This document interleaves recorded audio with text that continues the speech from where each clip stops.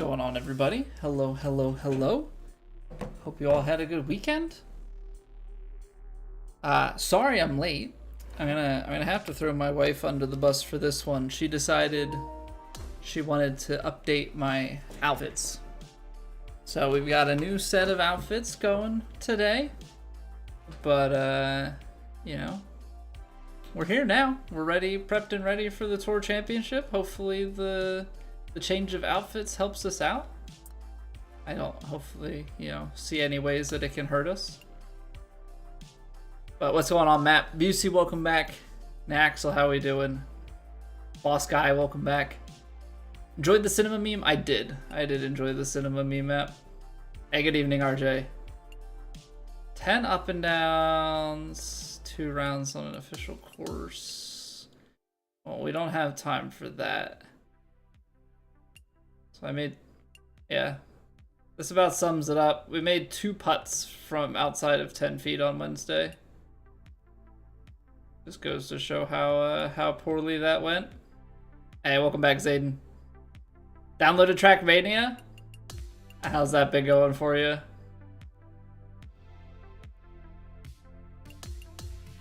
Alright, whatever. I think we finished all of the challenges. I'm pretty certain that that's all done, so we'll probably hop in and just play some sort of warm-up.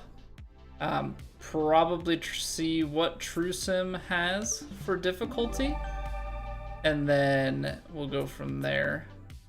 Find a society that's got something to match. Getting some golden author times as well. Glad to see PGA again. Yeah, PGA is still going to be the main thing. So we've got PGA today. We're going to be playing all 4 rounds of the TrueSim Tour Championship. We did not make it into the final week of the Platinum Tour Championship. Unfortunately, we just did not play well to finish last week out. So Wednesday, what I'm thinking right now is maybe we'll just have a chill stream where we run some maybe some ranked duos if we've got people from chat that want to play. Just have a little bit different content than what we normally do, but still golf. We're into the off season here after today, so yeah, we'll be looking to fill with probably a little bit more of that until we have some other things to do. But that'll be Monday, Wednesday. And then Tuesday, Thursday, we're going to be starting up our playthrough of Star Wars Jedi Survivor. So I'm looking forward to that. It's been a long time since I played Star Wars Jedi Fallen Order.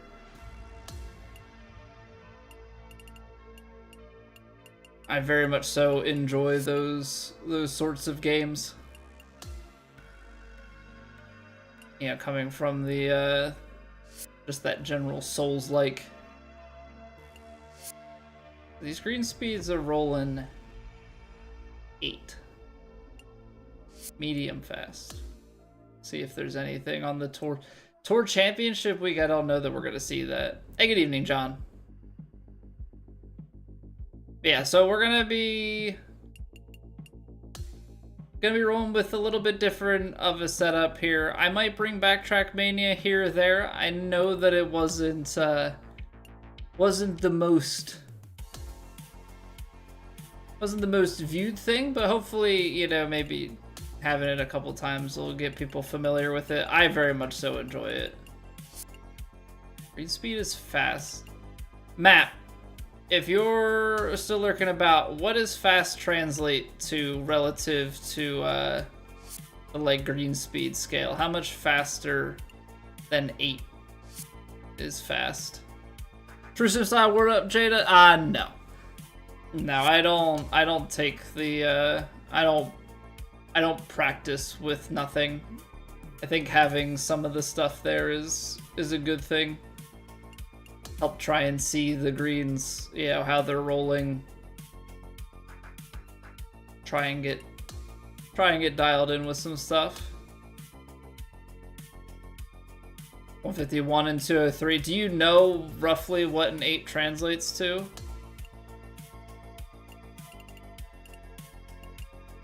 It's default fast, which is probably... Like, I don't foresee anything... Yeah, that's even faster. I don't see anything, like, medium fast-ish. Like True Sim is gonna roll.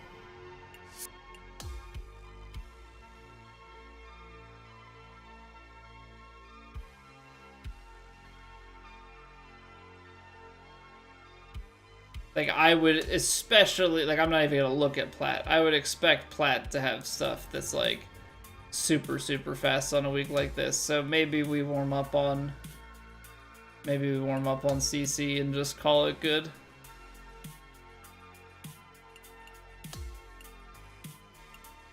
I could maybe...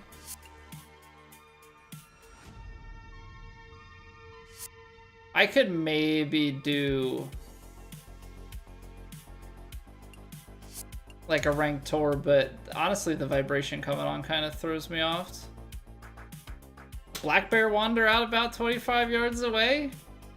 Hopefully you got some good pictures. Love to hear that. Also, Busey, the just back to what you said when you came in, the 7 ads, you probably caught it like right at the tail end. Like, there are always ads that run at the start of the stream, and then pre-rolls are done.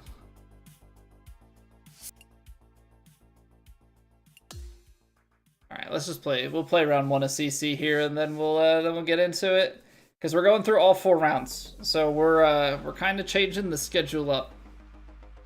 So with us playing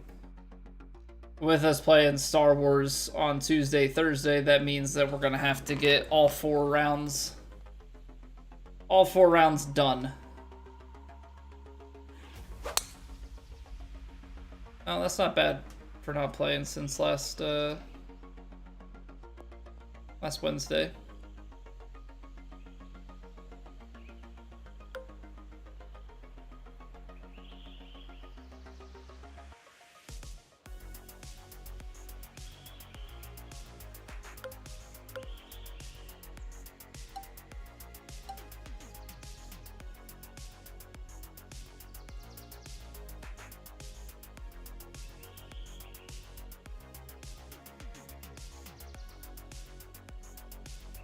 So hard to know with these.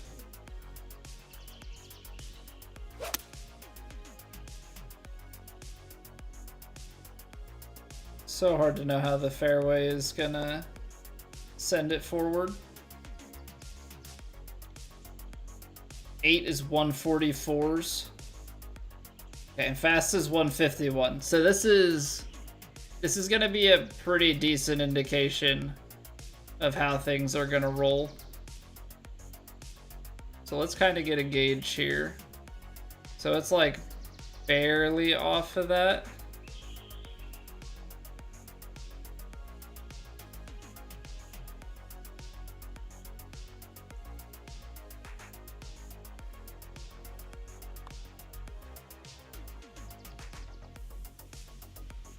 And I think that's why I struggle. Like, that's barely moving and I still miss it low. And so, like, on True Sim, I feel like that's always such a hard thing.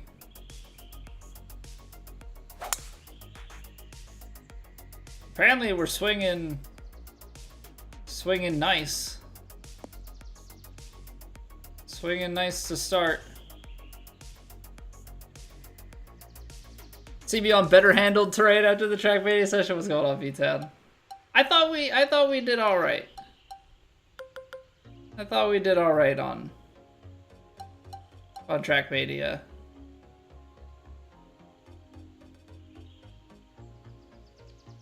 I don't know. I enjoy it. I enjoy it.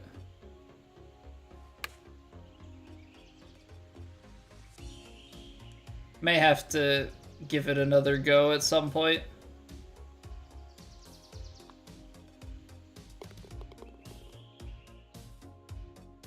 should probably take a look at a few more of these and get a better gauge of breaks for True Sim.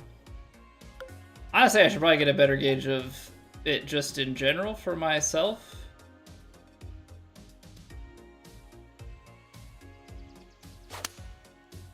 You second that, Jeff?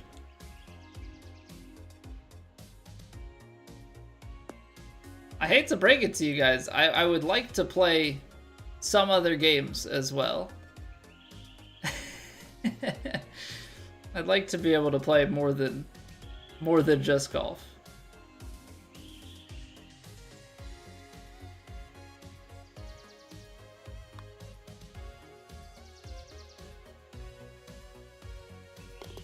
Yo, what's going on, CDN? How have you been, dude? Hope all is well. Pretty good for a 40-hour guy. Yeah, I think 40 hours spread over the course of 5 years, we do all right for ourselves. Is this downhill enough to? I feel like you just catch that bunker. I'm gonna just take a regular tee shot here. I'm just gonna take a regular tee shot here. The way that my swing is, I feel like I should just go into it, but.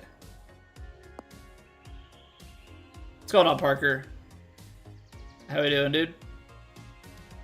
Enjoyed the change of pace of Trackmania?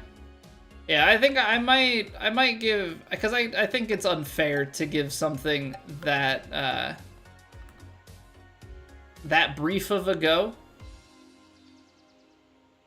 So I think we'll do it again at some point. I am looking forward though to playing Star Wars Jedi Survivor.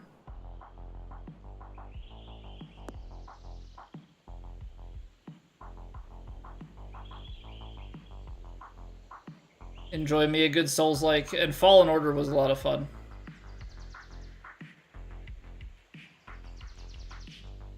All right. That's cool. That's cool. That's cool. That's cool. I've been doing well, man. It's been a minute since we talked, so I guess life updates. We moved back in November. Wife's pregnant. We're due in March. You know, so just doing life. Just doing life.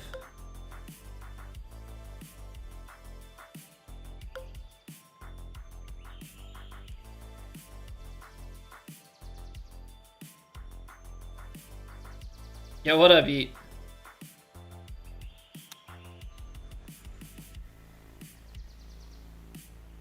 I really thought I didn't need to club up again.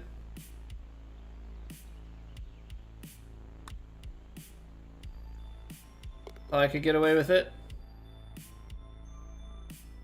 Really want this game, but it's 70 bucks. I would say get it, Parker, but yeah, wait until it goes on sale, because it's already been 45 bucks a few times. So I don't foresee any rush, you know, this many months into the game. What, we're like 6 months into the game almost. No reason to pay full price at this point. Second one, V-Town. It's on sale now. Depends on the platform. Sometimes it's for sale on, like, I think it was on sale on PlayStation and Xbox, but not Steam a few weeks ago. It might be just Steam right now. To be honest, I don't really keep track of the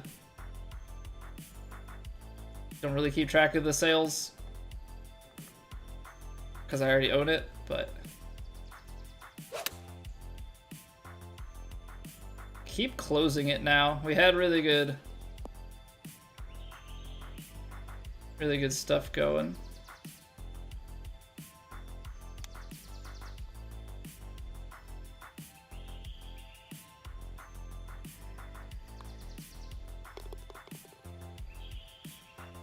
Missed the update? Yeah, that's because the update was on the birthday stream, Matt. We just kind of threw it out there, and then there have been like some small mentions of it here and there. I think mostly by people in attendance, but yeah, I haven't made like a huge deal about it. You gotta finish Fallen Order from 5 years ago when you started it, Abe? Do it. Do it. I think Fallen Order was a very good game. I had a lot of fun with it.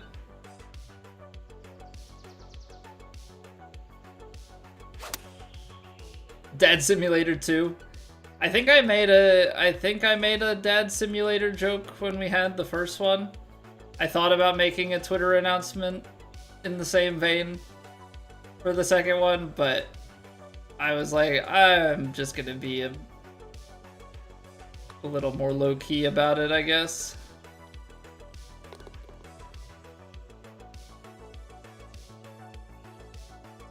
Yeah, you can get different clubs in this game, Parker. None of them they're all aesthetic. So there's no difference in what club you choose. You just have to level them up and all that.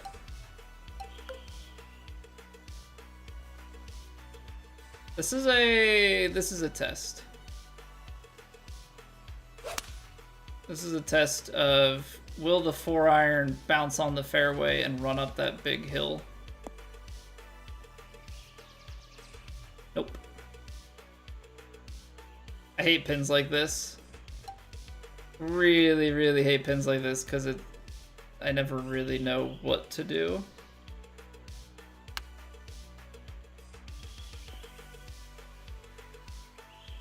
Second was not as important. No, I don't know. I just felt like more like keep it, I don't know, more with like the people who are actually around and not feel like it's as much of like engagement bait.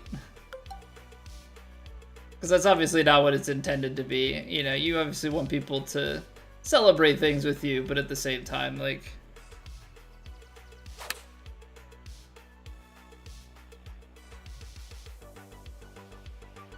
I think it's fine to just keep it as something from the stream. Hey, what up, Troy? I have been on Sculptor since day one. 25 streams. Get in there. Get in there, Yeet.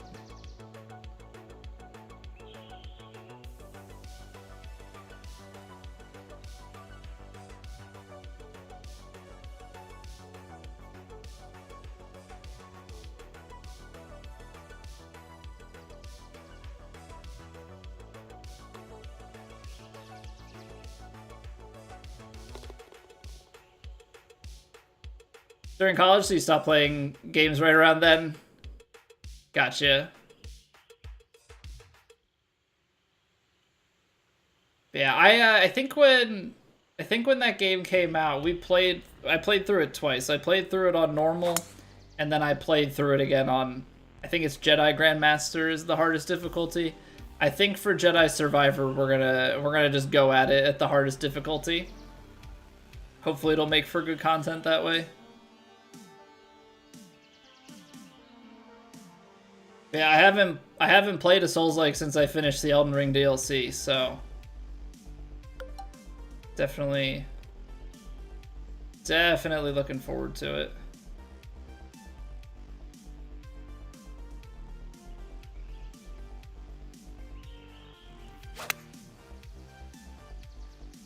That's still got to the right. Okay, so that much wind does not negate the side spin. I guess it's probably a really good thing to recognize.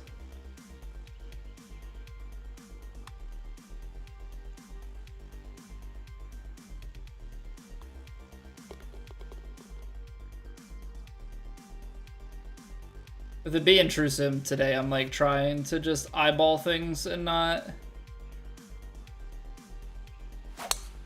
do anything else. Like the idea, yeah, I figure it's just, I don't know, it's one of those things like first playthroughs are fun and all, but I feel like from a content point of view, you know, like a first playthrough is a first playthrough, but how do you make it more interesting? Right? What's something that differentiates a first playthrough from somebody else's? I feel like one way to do that is through the difficulty.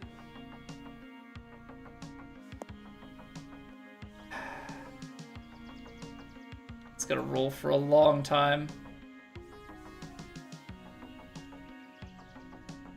I have to play that more to the left and choke it to even, like, have a chance. I hate spinners. 27 yards. I don't know, it's like I feel like I can be more accurate with a pitch, but also less accurate because partial swing.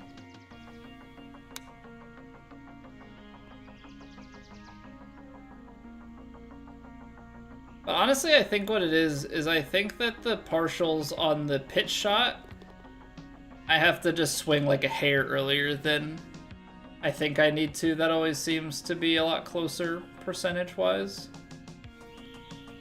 to what I need. It is crazy to me how much guys overswing, but also, like, their ability to actually hit it. Like, I got 102, that was my overswing, but now I'm in the rough. Whereas if we play that normal higher chance of being safe.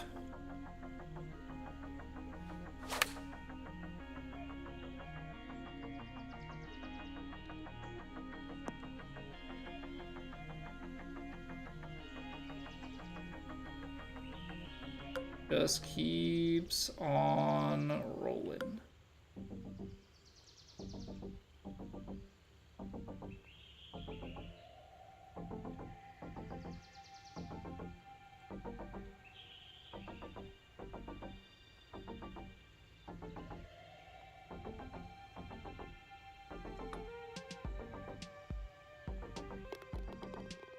There we go. I don't know. Not that any of this is necessarily going to translate to True Sim, but yeah, you gotta try and be a little optimistic, right?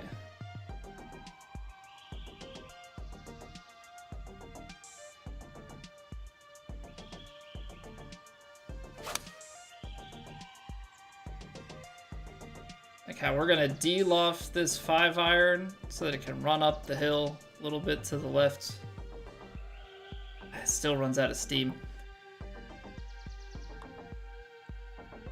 It's kind of always the part that, like, paranoids me about those uphills. And I'm just in an awkward spot distance-wise.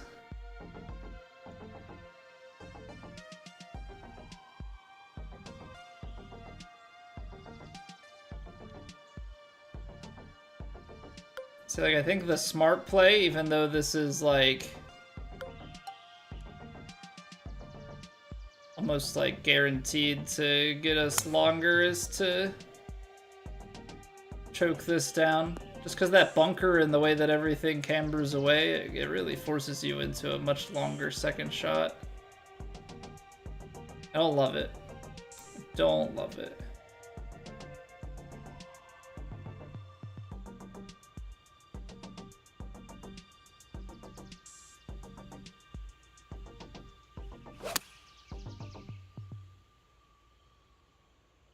We're gonna land on that down slope, aren't we?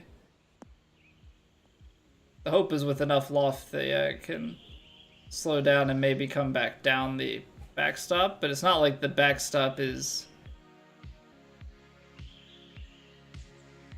Yeah, it was very strong.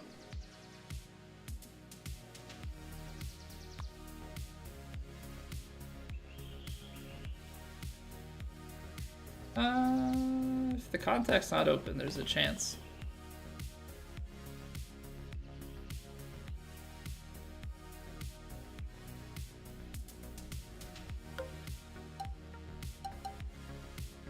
So if you might recall, I think I said last week that I had been listening to The Hobbit because we had just watched through the movies, and I've never really been one for books necessarily, but I feel like feel like it would be a mentally beneficial thing if I was. So I've been trying to... Figured I'd start with something that I'm familiar with the story to just kind of test the waters. So I finished The Hobbit, and through having time from like painting and doing things around the house, I am now able to say that I'm like 13 chapters deep into Fellowship of the Ring. So I've only seen the Lord of the Rings movies one time through, and I watched the second two, like I watched 2 and 3 maybe last year or the year before, and I had watched the first one like years ago. So I remember the first one like feeling slow and not really knowing what's going on. I can kind of understand why, having like listening to it now, but also knowing some of the characters and stuff has been very beneficial. Been enjoying it.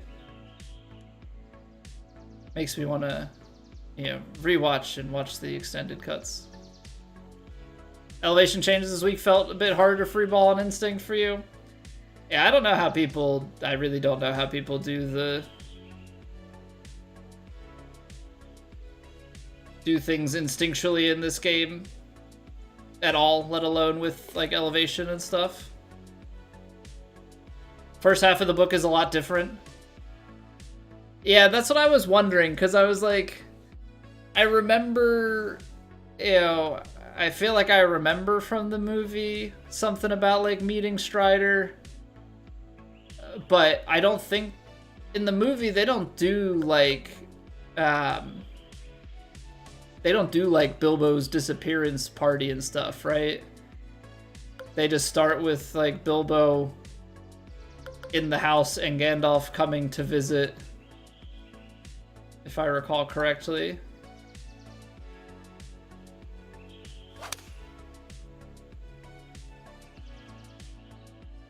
So I'm like curious to go back and watch and like see what's different, because having watched The Hobbit and then listening to the book, like the movies are way different. Now I know that there's some like appendix kind of stuff that's been added into Lord of the Rings.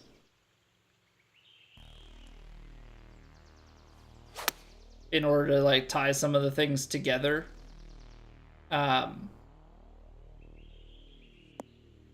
But even with that, I think there's a lot of stuff that's different. Largely the fact that Bilbo just kind of gets knocked out and they get the information told to him of what he missed. There's a 17-year time jump in the movie. Yeah, because there are a lot of time jumps. Because because it's Frodo's waiting, because the birthday is 33, and then he goes out to adventure at 50, which I think was largely because of like wanting to be more like when, you know, Bilbo went out originally on his adventure. Something to that effect.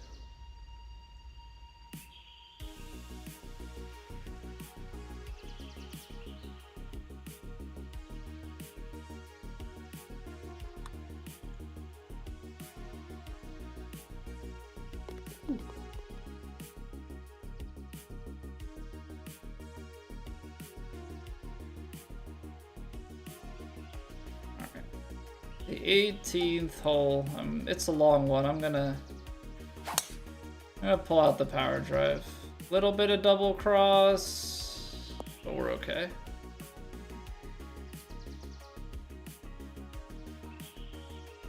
But yeah, I never quite like. I always knew people would say about like, oh, it's, you know, that's so different from the book. Not this book in particular, the books are different from the movie, you know, and things of that nature. But, like, not being somebody who reads books, never really understanding, like, fully what what all was meant. Oh, I pulled it. Like, now I understand. And I think I understand some, like, I definitely understand why film adaptations are different, because some things are a little bit slower and more just, like, suspenseful via the imagination, but when you're actually, like, visually watching it, there's a little bit less suspense. Read the Harry Potter books? No. Okay, so when I say, like, I have never been a reader,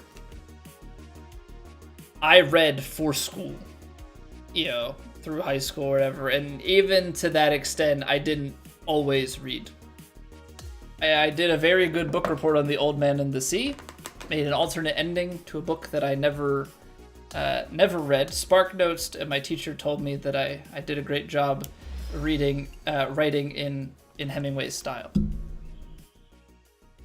The only books, so I'm gonna give you the rundown on the book series.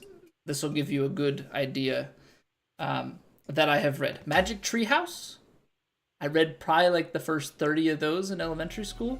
And also in elementary school, I read the 13 like series of Unfortunate Events books. I can't tell you a single thing about the series of Unfortunate Event books, because I don't remember what happens in them. I know that there's the Jim Carrey movie that I also had seen. That's like the first 3. But yeah, I straight up, I read for school, if that. I'm a very slow reader, and I think that's a big part of why I don't. I also struggle with visualization. So, like, it's like a double whammy for me. Like, in my head, it's the same. So, like, I struggle to visualize putts because, like, I have to physically stare so hard at the screen to try and, like, paint the line of the putt. That's why IRL, like, I try and use aim point to a certain extent to help me out, because just visualizing is very hard. I'm the type, I don't know what it's called. I'm the type, when you close your eyes, I see black. I know for a lot of people, you close your eyes and you like see, you know, imagery of some sort. I see black. It's different brain type. So reading is a very hard thing for me because they're throwing a bunch of visual things at you that doesn't really compute to much of anything. Like, I know what the words mean. I can kind of like think of it, but I can't like see it. But yeah, I read slowly, like to the tune of like John Green. I don't know who that is. I don't know who John Green is, but I'm a very slow reader. Like, I would read the book like I'm narrating it or like I'm talking to you. So like that's how I read in my head. I don't have the skim read. I like the detail, which is, I know, ironic to the like the visualization, but like in the same way that if I watch a show or a movie, I want to sit down and have full attention of it and not miss anything. I want to read it and not miss anything. I feel like if I'm skimming, I'm literally just missing things. So yeah, to the tune of like every page takes me probably like 2 minutes to get through on like a standard novel. So like 30 pages is like an hour. It's a long time. I've been trying with audiobooks to listen at like 1.25 times speed. That's been good. Helps me get through things a little bit faster, but still slow enough that I can, once I go above that, I struggle to, there's like too much is being thrown at me. But 1.25, I can keep up pretty well. Only downside is my brain, like I have to be doing like a task that doesn't require my brain at all. Something that's like just kind of keeping me busy. So like I was listening while I was painting, if I'm emptying the dishwasher, if I'm mowing the grass, those sorts of things. Things I can do, no think. As soon as I like am trying to listen, and like even if I'm just trying to like browse and like research something, like look for a picture, that my brain starts focusing, like, and all the audio gets like zoned out, and then I'm like, what how much did I miss? How far back do I need to go and replay it? Which is to my benefit, because when I'm working, I can put on streams and work and like tune stuff out and then tune into it, but you're missing a lot of details. Commute long time, yeah, so like that's where I can, but I can't just like listen to audiobooks just like doing anything that requires thought, or because if there's anything that like allows my brain to drift onto a thought and zone out on that, everything that comes into my ears is blocked out and my brain is like thinking about something. What's going on, Brendan? What are the pros and cons of this game? That's a pretty loaded question. I mean, I think that it plays very well. I like the input. I like that it's when you choose your shot, you know, you get the your output is the input you give it. Like if you successfully hit all of the inputs, the result is what you input. EA struggles with that. There is a cone of randomness in that game, or a circle technically. I mean, I'm sure there are plenty of cons. I don't really have too many. I mean, I wish there was a little bit more catering to the competitive community, but that's really a me problem. It is more geared to casual play for the most part, at least in like official playlists and stuff. All right, give me 2 minutes. We're gonna roll the ads, get rid of the pre-rolls, and then we're gonna hop in because we got 4 rounds to get through. So thank you for being here. I greatly appreciate it, and I will see you guys back here in 2 minutes. BRB.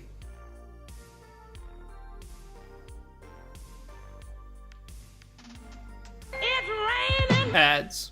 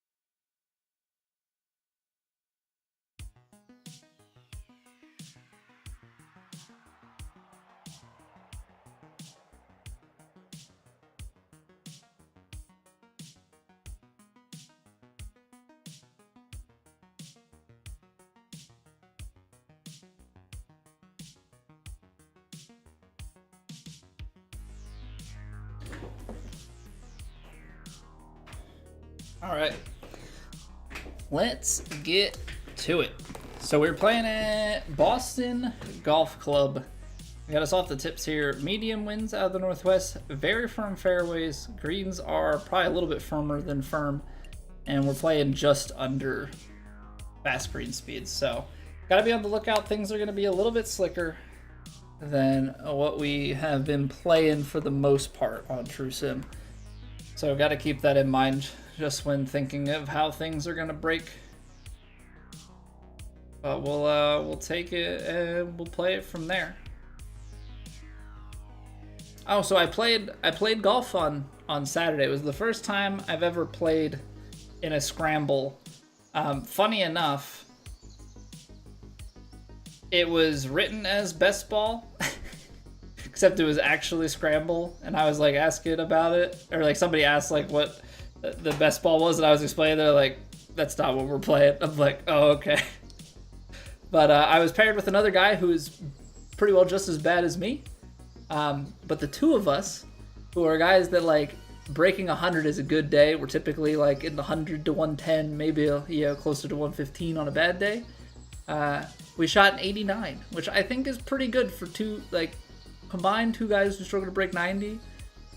It was pick up at double bogey, but none of our double bogeys were because of they were just legit double bogeys. I had a bunch of pars on the card. It was a good time.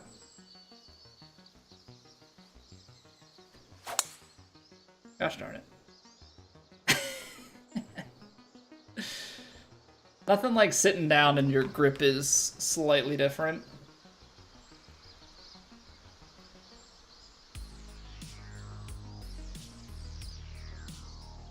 $96. We're not gonna get there even.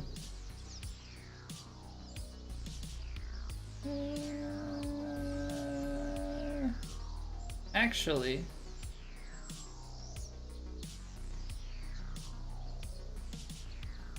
Actually, we might. Actually, we might.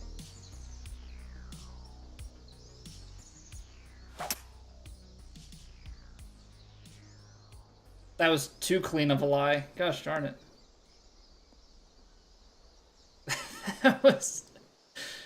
That was too clean of a lie.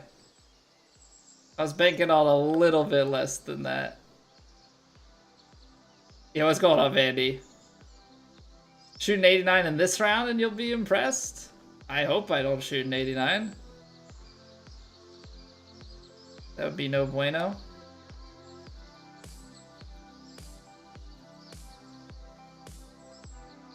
How far is this downhill lie gonna play?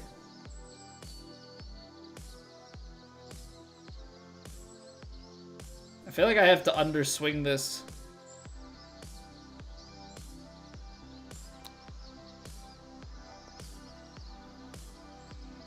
Yeah, that was a very good call.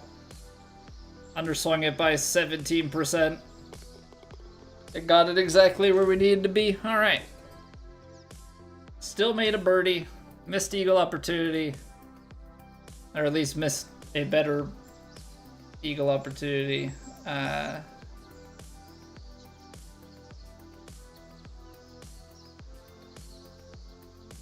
It's uphill. But I feel like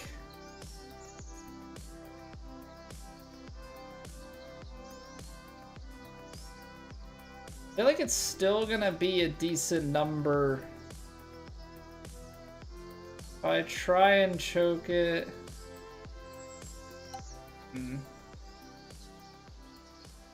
We're gonna try and bump it down there.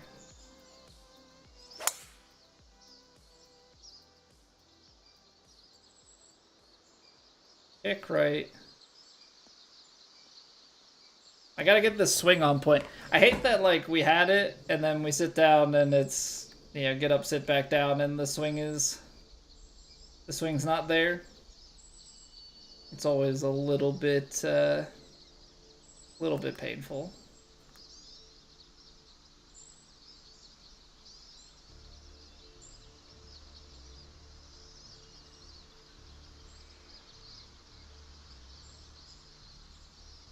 Okay. I think we can play this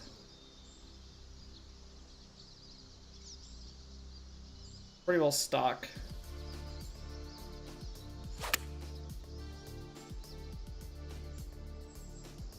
Wow, that lost 103?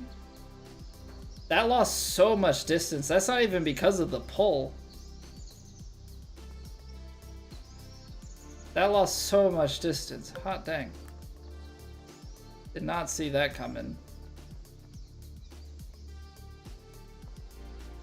How downhill is it behind the hole? It's not. So I feel like we should be able to... chip this.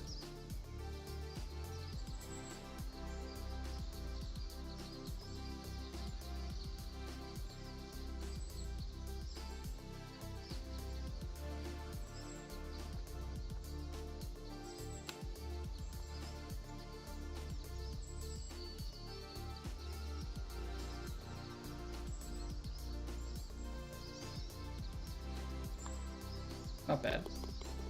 Not bad, just a little bit short. What's going on, Reed? Upgrade your golfer to get it to a higher rating.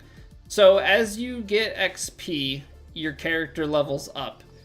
You then have to apply, like if you go to your character, for every level that you've leveled up, you get attribute points to apply to your character. So as you apply those attribute points, then your overall goes up.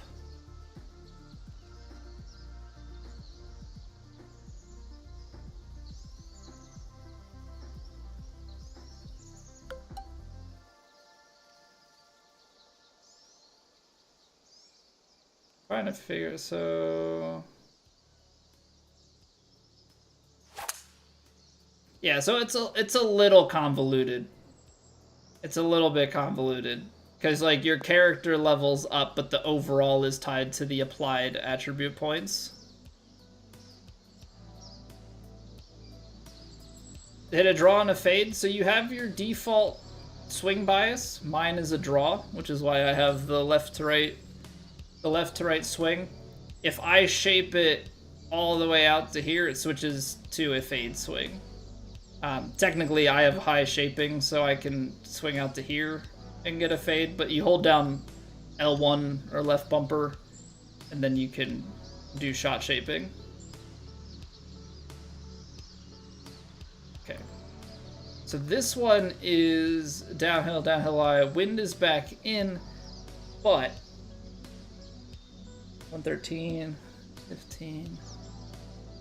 I should think that is long. So let's do this.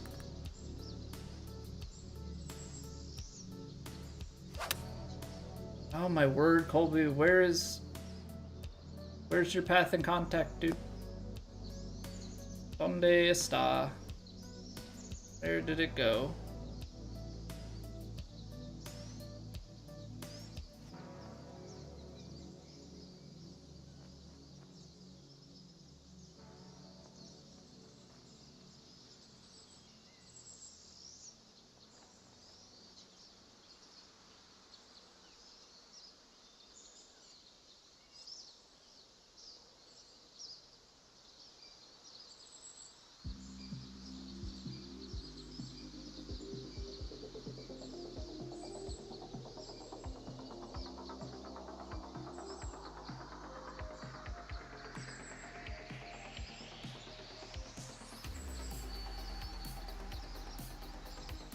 You've got to be joking me.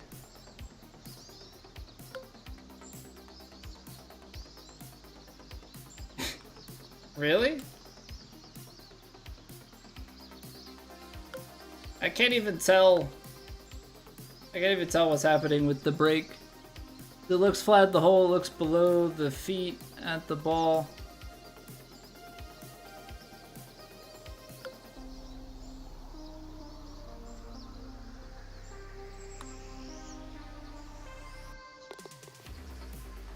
Okay.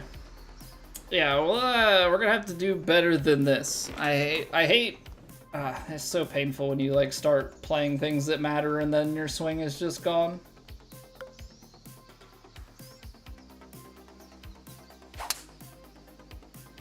Need that just over and over and over again. And also, I will say this: it does not help that my room is hot.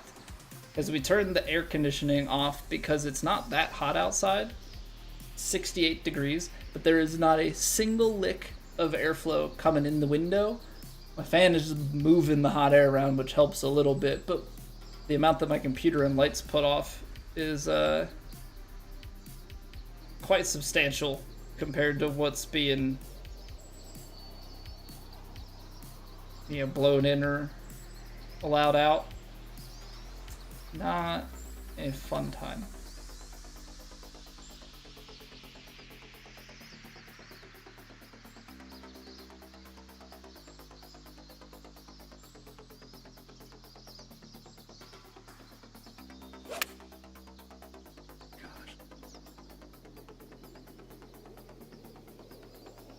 I love how we just have chosen the last 2 weeks of the season to not be able to do anything anymore.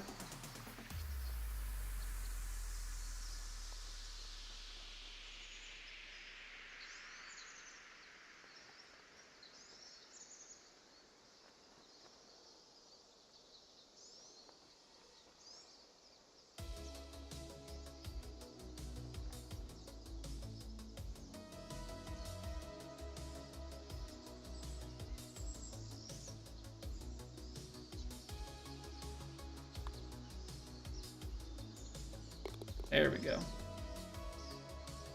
There we go. Come on, let's hit some inputs and then let's make some putts. Drivable par 4, potentially.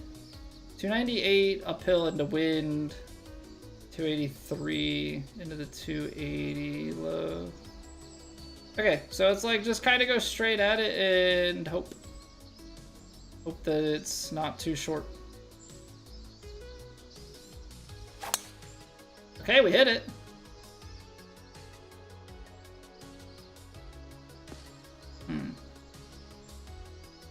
Lost way more distance there than I had anticipated. What up, Casey? Okay, up a little bit to the right.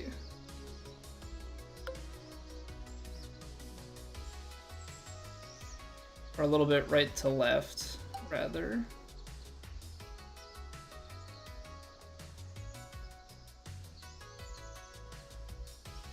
That's pin high.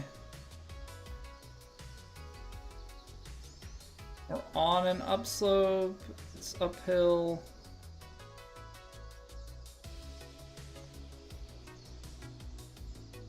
Gotta factor something for the lie.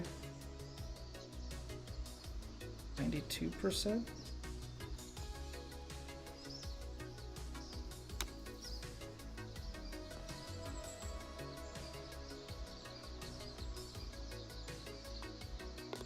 Okay, I mean, for everything that we've missed, we're 3 under through 5, so it's definitely not the worst place to be. You just can't have too much of that, I think is ultimately what it comes down to. 151, 156. I mean, if it carries out towards like 160 or so, the 9-iron choked is going to be too much. But that's too short. Take off a little bit. It's going to give it some time to bounce and roll out. This will peel a little bit to the right. It looks like it's rolling left to right.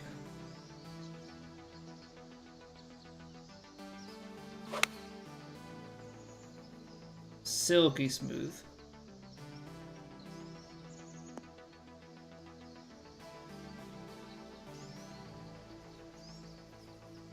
That's a great feel. Change something with the putting and approach camera? You couldn't pull up the meter to see your percentage?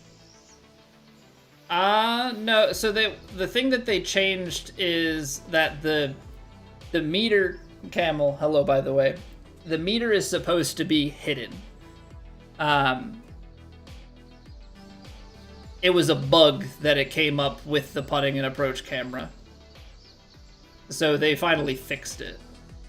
So the way to see your percentage on putts is, gosh darn it, it's on inside. And we got lucky. The thing to do is to practice swing. If you just take a practice putt, you'll be fine. I'm glad they fixed it too, because I'm sure there were people that were putting with the meter on. I didn't want to allow myself to fall into that, so I made sure to turn it off. Like I would clear it.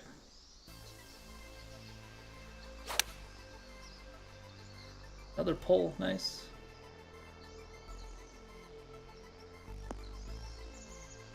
Good distance control for pin high.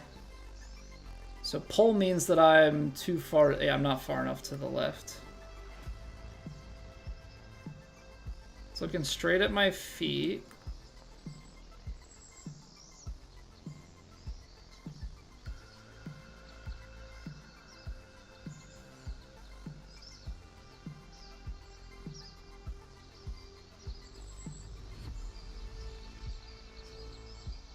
I hate it because I feel like it should be straight downhill.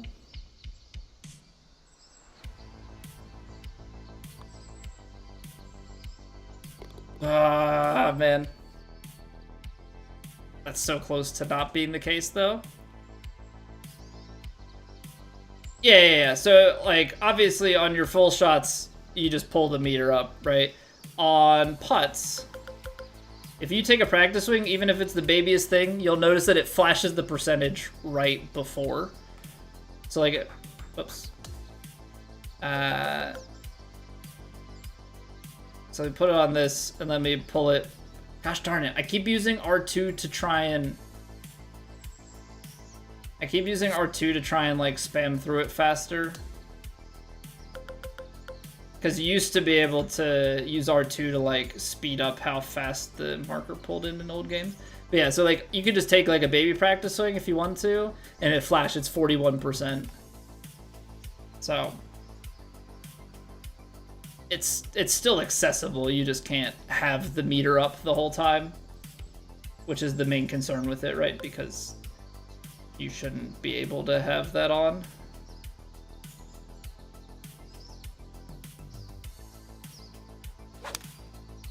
Gosh darn it, I got the swing path correct and then I closed it.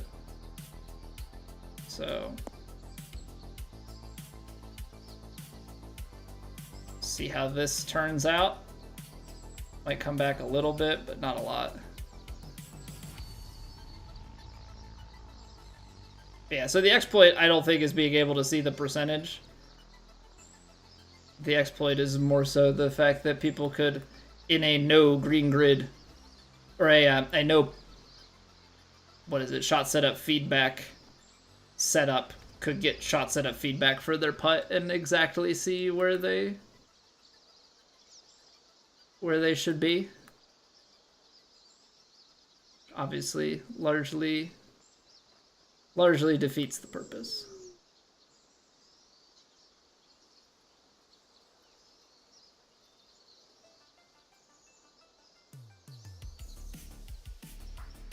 %57%.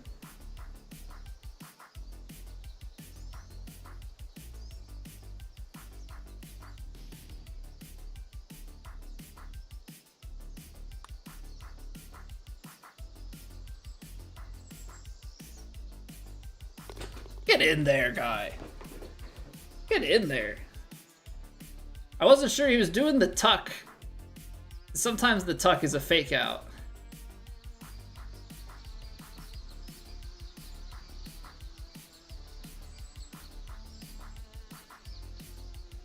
"26 extra yards."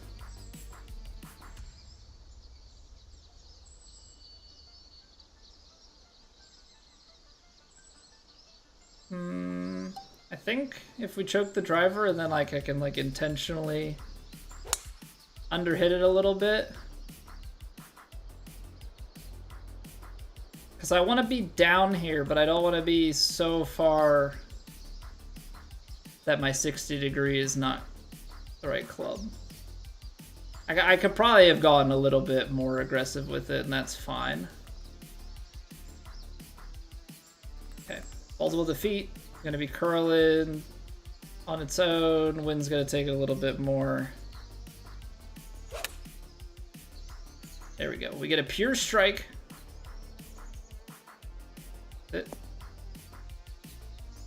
Pure strike, and we actually get one down into good range. That's what we like to see.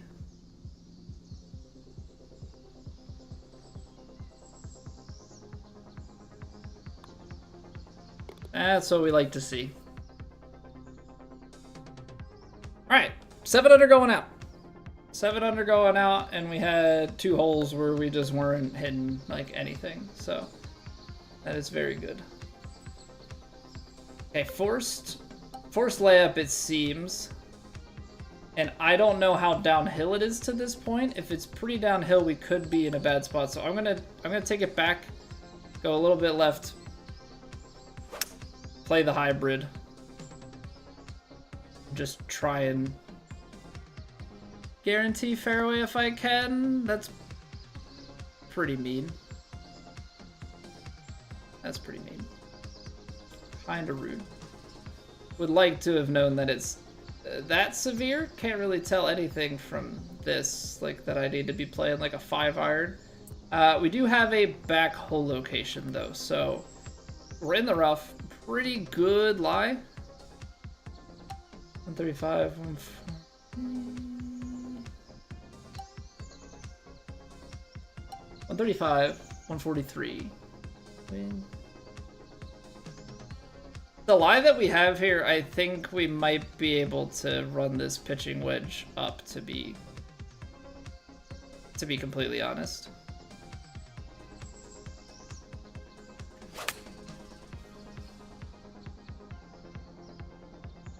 That might actually be too far still. Sit. Sit. Okay. It's unfortunately enough of a crest to have enough, speed to roll it back here. All things considered, I think that was a pretty decent attempt at it.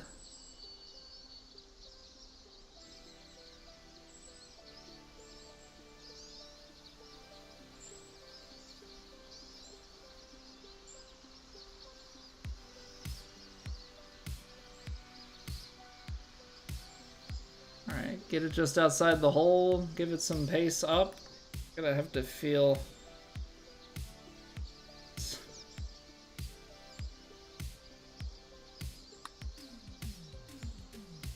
Turn! What? What? Did I play it on the wrong side? I may have, that may be one of the ones where I, like, read it correct. No, it did break that way. I say sometimes I read the putt and I accidentally aim it to the wrong side. I don't think that's the case. I just don't think that it actually broke the way that it looked at the hole. Maybe it's a speed thing? Maybe?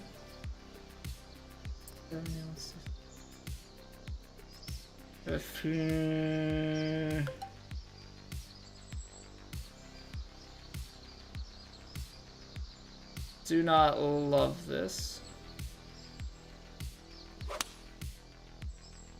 Well, I underswung it, which kind of puts me back close. Well, I guess we did hit better. We hit higher rhythm there, so that's not as bad. I thought we were gonna end up like down at the front of the green and run into some like landing it short fairway becomes a problem sorts of things. I jumped to conclusion. Jumped to a conclusion too swiftly.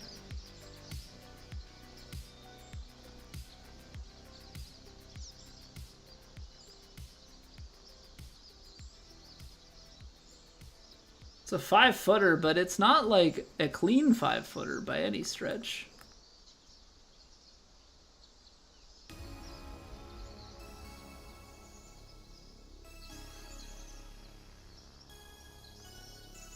Because I don't love that it looks like it's breaking a ton, but I can't tell. I gosh darn thing in this lighting.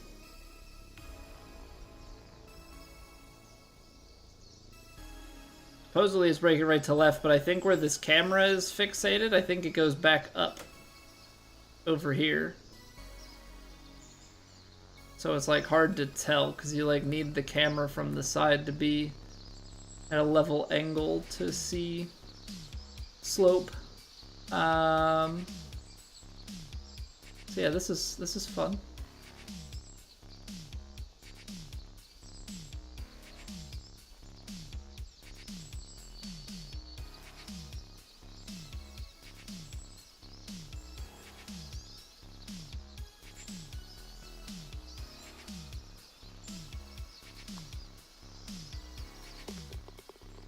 I do not like it, Sam. I am. I do not like it.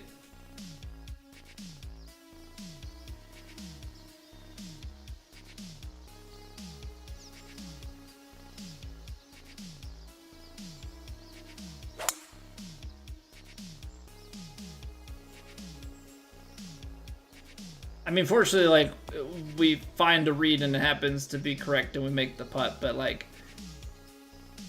I always feel uneasy over, oh, it's a 5-footer. It's like, yeah, but it's a 5-footer where I have to aim, like, 6 inches outside the hole.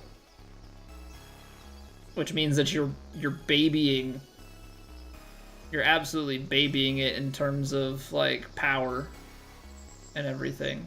It's not... Not ideal by any stretch of the imagination. Yeah, what up, Clayton? How you doing? Okay, so we're on an uphill lie, and this is where it gets all sorts of funky.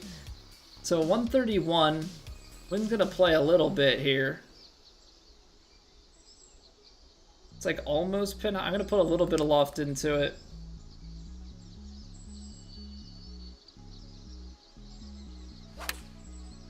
I underhit it. That's not gonna be good. Because I took... okay. The kick and release was quite friendly. The kick and release was quite friendly. Because I was definitely trying to play that in a way where... you know, I'm sitting it a little bit more. So I'll definitely take that. Play real golf? I do, Clayton. Not very well, but I do. Let's go on, paintball. How you know where to aim the ball? So if you take a look, please stay out of the rough. At the yardage book. So if you press circle, and it probably isn't really showing up on the vertical stream, but if you press circle or B, it pulls out the yardage book. That gives you a little map to look at, and the arrow on the map is your player and shows where you're aimed. So you can kind of look at that, you know, draw a line, and then try and like cross-reference with a visual in front of you if you see like a bunker or a tree or something that you can pick out, and you can match it up.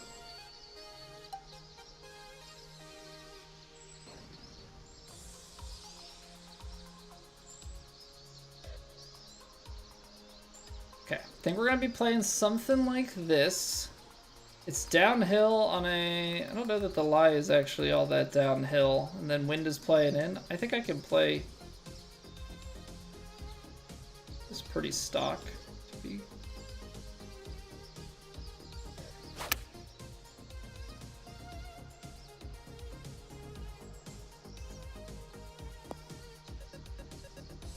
nice. The huge fade. The huge fade. On a shot like that, I'm just looking at the wind, the lie, and the pin, and just trying to go off of that. But on like a tee shot like this, I pull out the yardage book and I try and look, see where it has me aimed. I want to... this goes left to right, so I want to aim a little bit more left and fade it.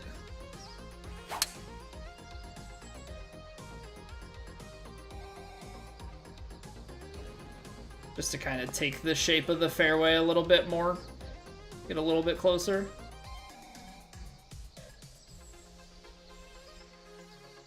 Ooh, that actually, the way that bounced, that got me closer than I'd like to be. Because now we're in a partial downhill, downwind. I gotta land at like 82 or something. So 82, 80. It's gonna play pretty... like 77%.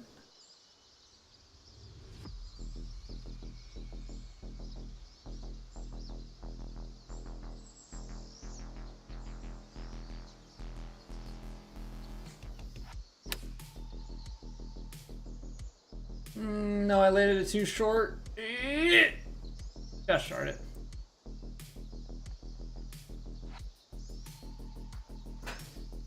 I hate it. I hate it here.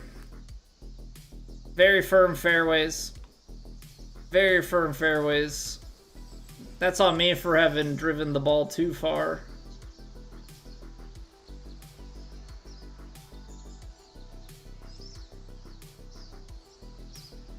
It's saying left to right at the hole. Yeah, what up, Max?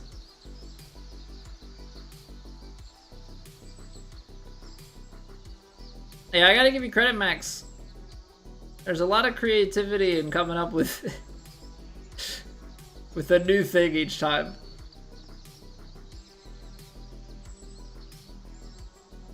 it's saying there's a little bit left to right at the end.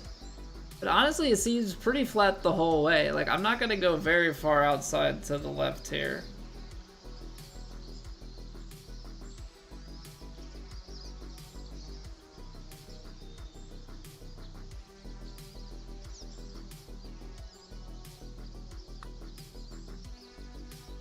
Oh, somewhere in there was a random right to left break. I mean, plots like that, it's so hard to tell. It's so hard to tell. Yeah, what's going on, JK? Eddie, how we doing? Personal best round in real life, 93.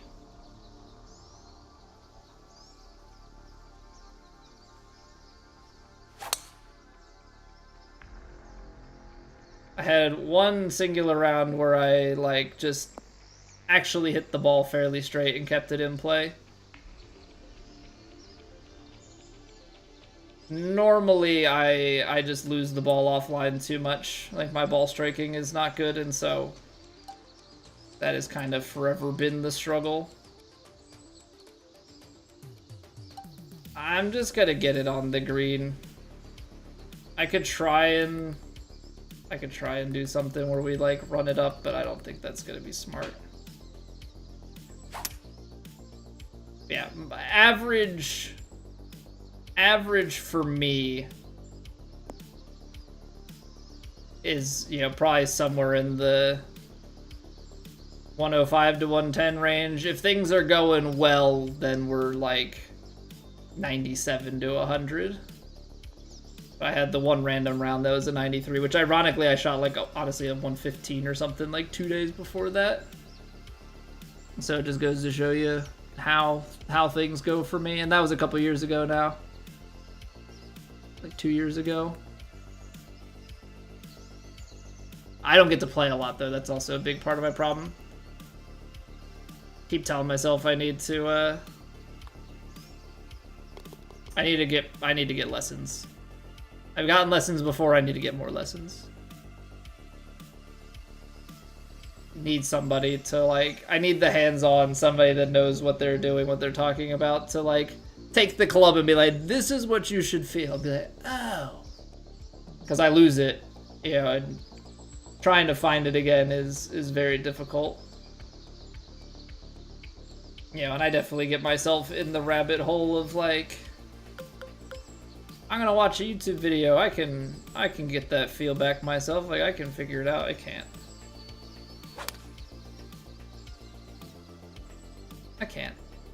Tell myself I can't.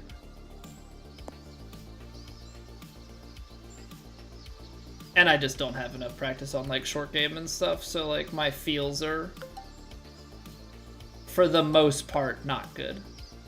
They're sometimes okay, but for the most part, they're not. Not where you'd want them to be.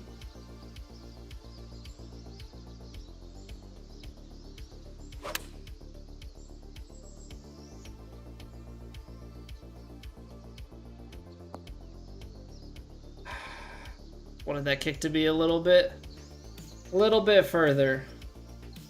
It's all on the hips. You learned that from Chubbs. Yeah, pretty good guy to learn from. Not a bad choice of instructor by any stretch.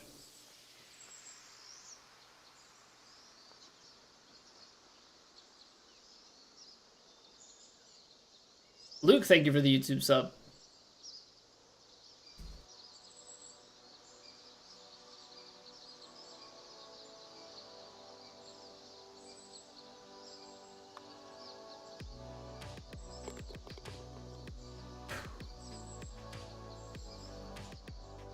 Okay, come on. Come on. Hey, happy Monday, Fly Guy. How are you today? Ooh, we eagled the last par 5, and they're giving us another par 5 to try our hand at?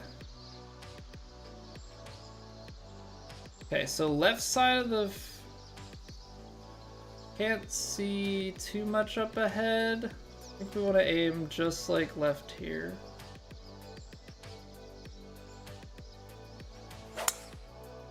Okay, I'm okay-ish with well, we'll see. I'm no longer okay with the open.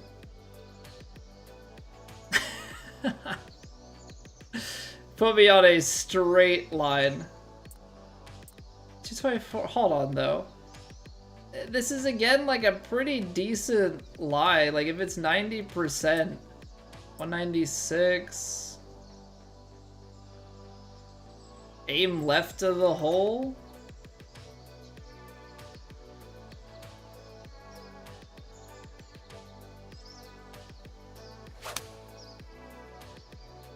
And just kind of run it up there. Because then we're on the green in two. I mean, that was big bounce and roll, but then you're on the green in two. Try and two putt for birdie. Draw it. I'm not drawing it to back or a front. What is it? I guess technically there's a back right hole location. Now, what this putt is actually doing, I don't quite know. I know that it's breaking away from me. How much is the real question? Doesn't look like it's doing much up top. But that as it goes down, it feels like it falls quite substantially.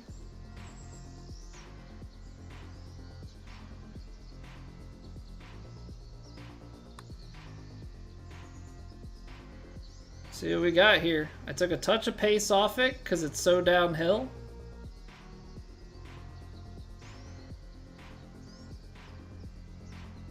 Honestly, not too bad. A little bit more pace, that's a little bit closer. I think it's still just a little under red. Still got some break left in it, though.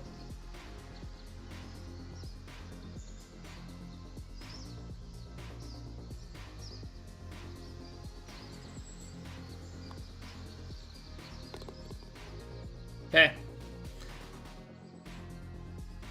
Football's almost back, which means you can't stand me and my Eagles for the next 10 minutes.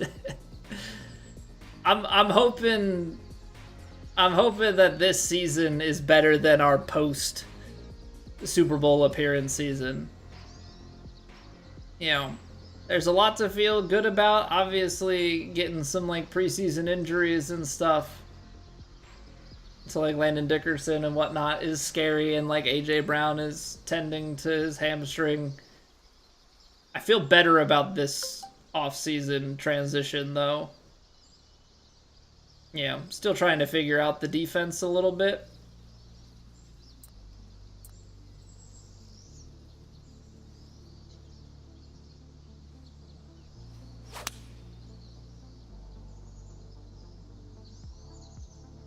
Come on, let's see what you got.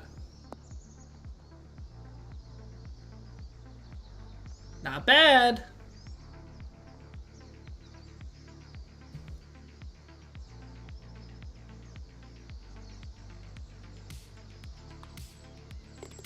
$14 under round one.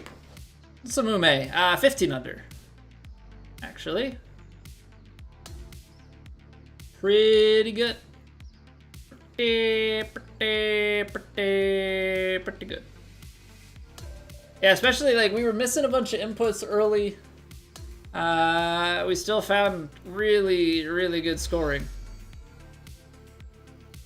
Still found some really good scoring around there. So that puts us 3 strokes clear through one round. Obviously, we got to do it 3 more times, but we're gonna play all 4 tonight. So, you know, we're gonna see what all 3 in a row looks like in just a hot second. Hey, thank you, Dirk. All right. So that being said, we got to take our customary, couple minute break in between rounds here. I'll be back in 2 minutes. Thank you guys so much for being here. Again, we are playing all 4 rounds tonight, so stay put. Go grab a snack. Take a quick break, then come back. We're not going anywhere. We're gonna be going for a few more hours here. So thanks for being here. See you in 2.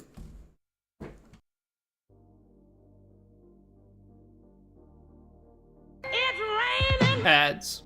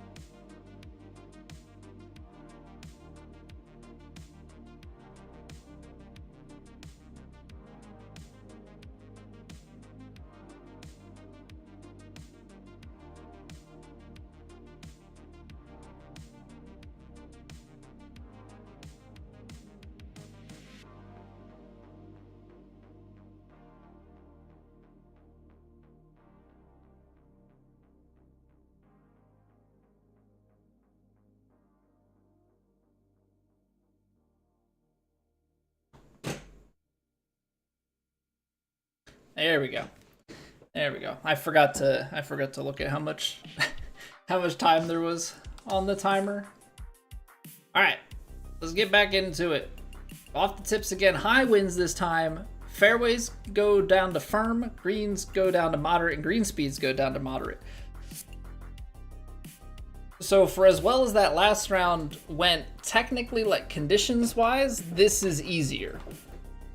Greens break a little bit less, roll a little bit less. It's a little softer. Fairways are not going to throw you around as much. It's the high winds, but if you can conquer the high winds, you know, especially headwinds and stuff, you'll have stopping power. Tailwinds, yeah, it gets a little bit tougher. But, yeah, this should be good.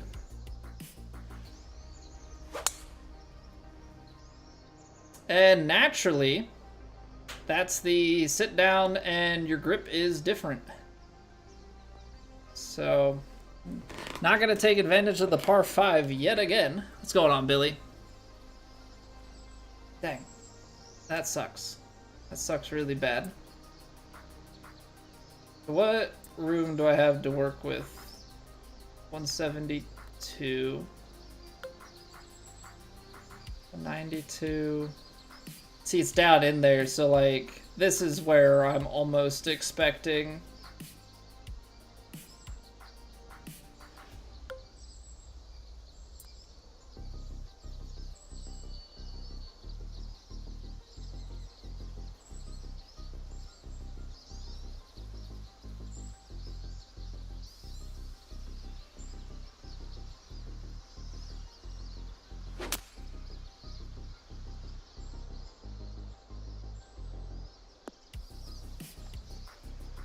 It's not bad. That's not bad. The rough actually kills it. I don't know why that comes out so far left. The lie didn't feel like it was above my feet. I kind of felt, though, in my backswing like it was going that way, but at that point it was too late. Maybe I should have done something with that to kind of feel it out. Okay, let's see how we're feeling on the chip. It's moderate and moderate, so I feel like we need to add a little bit of pace to it. And then it is left to right.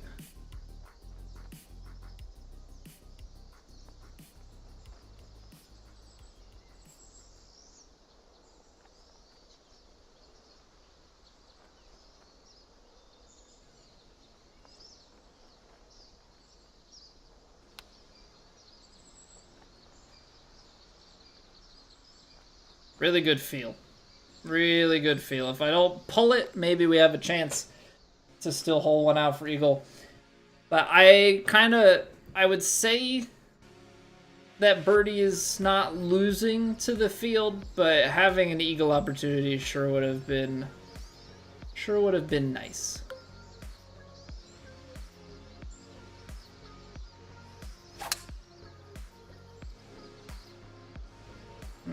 That kick to the right might prove troublesome.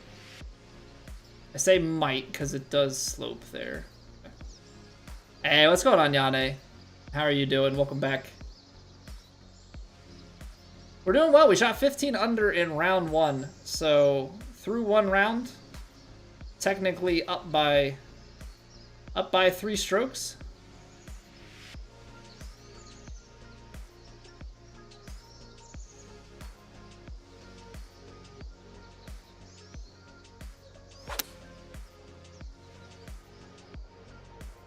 So we're taking this second round and trying to improve upon that lead.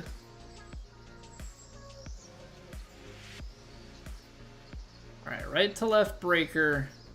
It's only 4 feet, but these are always, in my mind, a bit scary.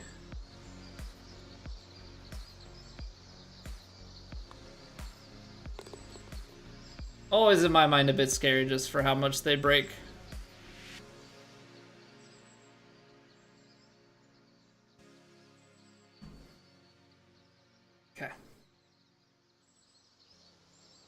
Already better out the... I mean, obviously it's hard to do better than the 15 under just in general, but already better than we were in the start of the last round.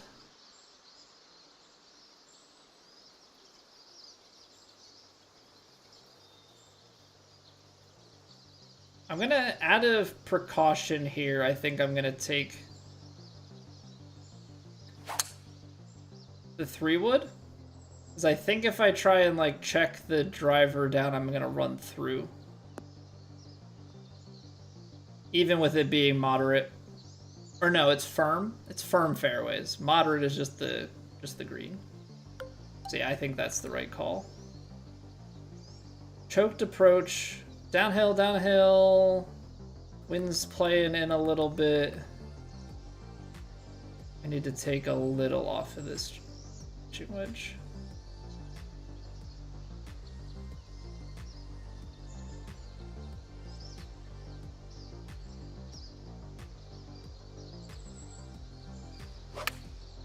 I pulled it.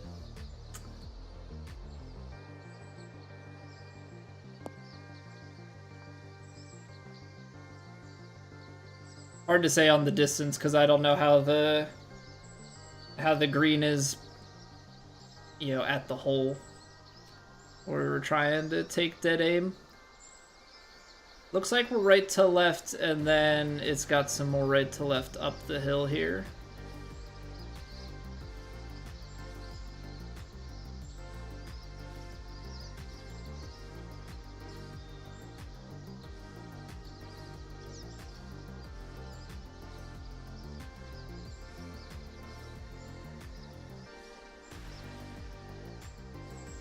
Hey, what's going on, Sand Groper?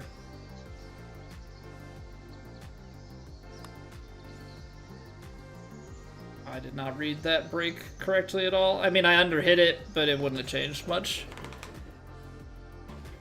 Would not have changed much at all.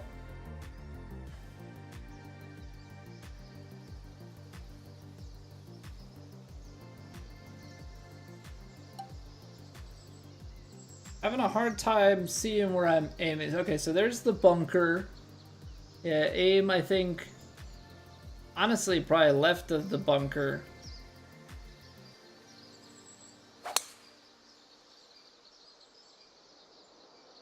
We can let the wind feed it back, and then a little left kick and just ride it out here.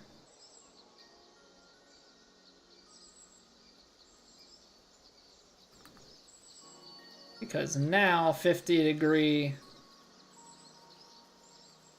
you just give it a little bit of loft so that it can bounce.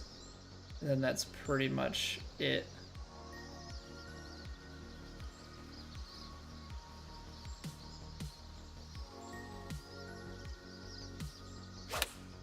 Ball starts left, wind brings it right. Okay, so that wind does overtake enough from the lie. It's hard sometimes, like the lower winds don't take over as much, and have to remember that the high winds definitely do. On a green speed this slow, I still feel like it's worth it to putt it for me. Just because of the forgiveness that putting has.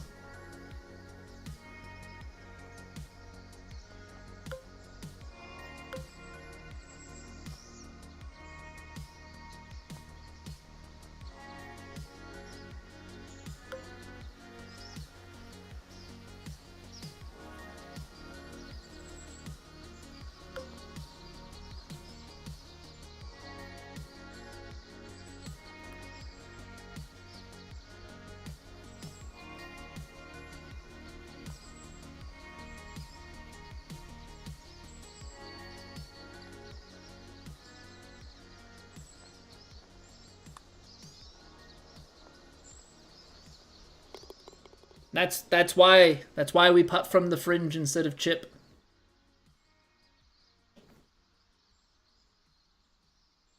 At least for me. That's why I do it. Okay. Hole is set pretty far back. It's just even with the power drive. Let's just say 317, uphill 46. It's 302. It honestly probably plays more than that because the uphill plays more. And then another 20, 276. It like probably doesn't even get, yeah. You have to overpower the power drive just to get on, and then you'd be left with a monstrous thing.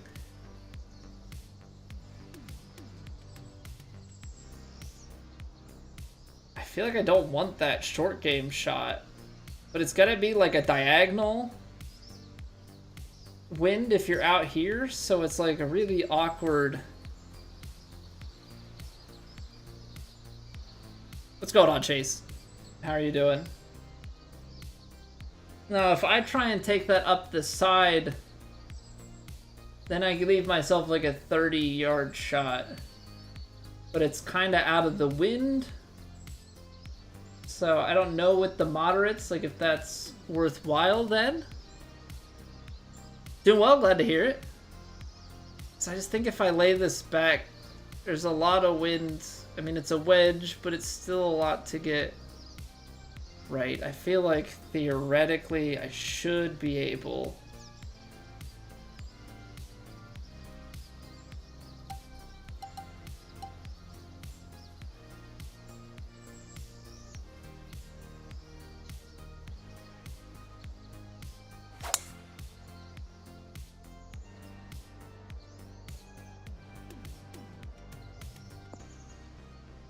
Okay. So there's the mistake, because now I've got it closer but in the rough. It's on master difficulty for the swing, Skylar.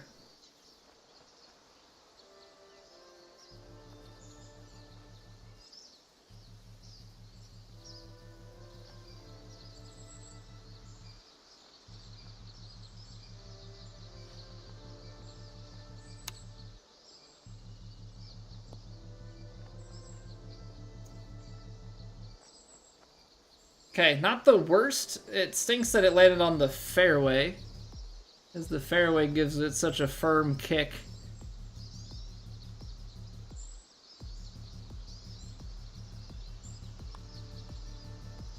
Ooh. Oh, I read that there was a tiny bit of right to left at the feet, and that, like, shot off. Mashed potato! What's going on, Sebastian? Life Tasty, what's going on? 11? Yeah, I'm on controller. I play on PS5. 145, 146. You get wind going. See, now the pitching wedge is kind of long. Kind of long. But I think that choking it down is not enough. So I'm going to put a little bit of loft and stuff on this. Because this should still sit a little bit. Because we've got moderate green firmness and speed.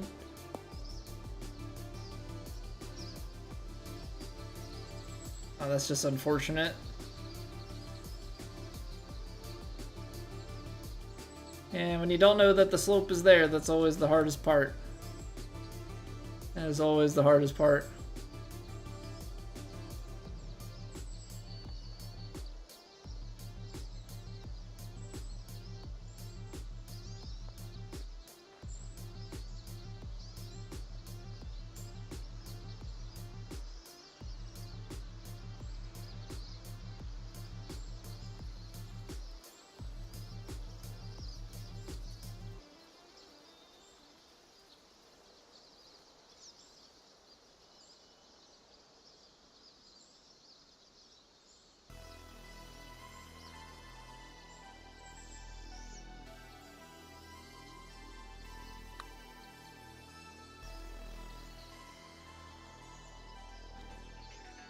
Caught it dead weight, but just overread the brake a little bit.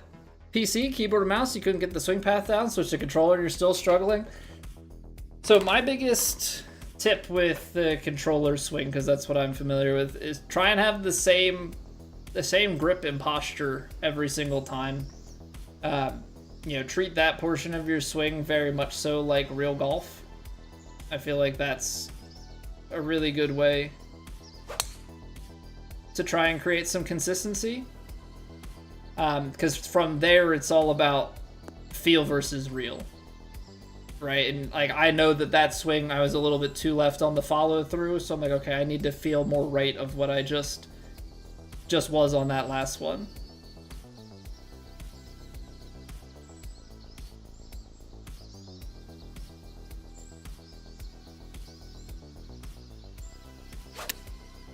And I ended up hitting the exact same shot.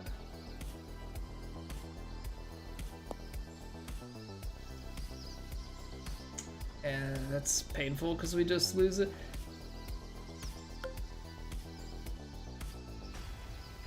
But try left stick, try right stick, try fade swing, try draw swing. You know, I think it's a reasonable thing for everybody to experiment and just see with what comes the most naturally. And then go from there.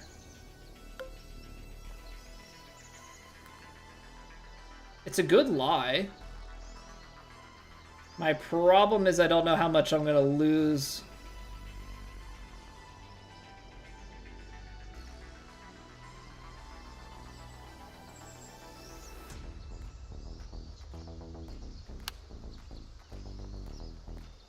Okay, that was a good call. So I didn't know how much I was gonna lose on that upslope.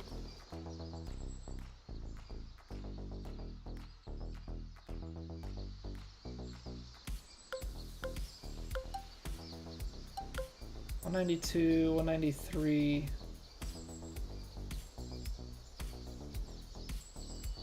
Let's see if it's 6-iron trying to go.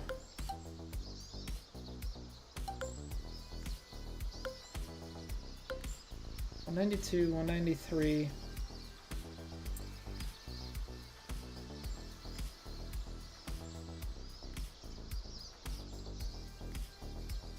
I think the faded 6 is the play, because I think the 5-iron choked is going to go too far.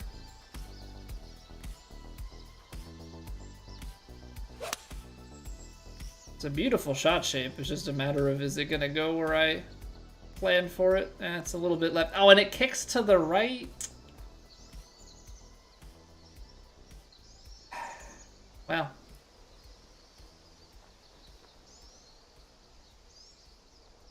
It's just always one of those that's hard to know. Without knowing the course, like, what are you supposed to do?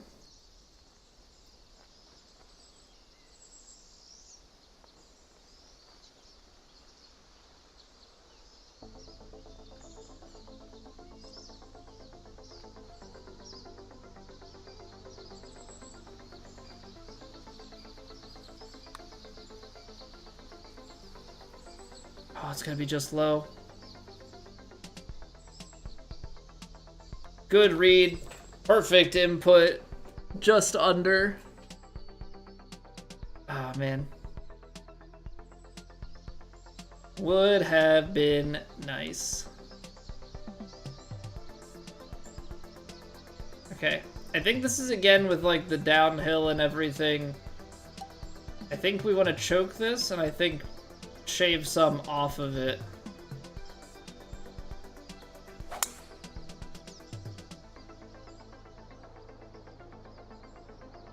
Although last time, I'm pretty sure I could have hit full driver and been fine. I mean, we're still in wedge territory, but yeah, like I think full driver I may have been down in a slightly better spot, but it is what it is. I think realistically, this ball is going to want to start left and be curling, and then the wind is going to keep taking it. And then because we're getting that extra draw, I need to put some loft on it, or else otherwise we're long gone.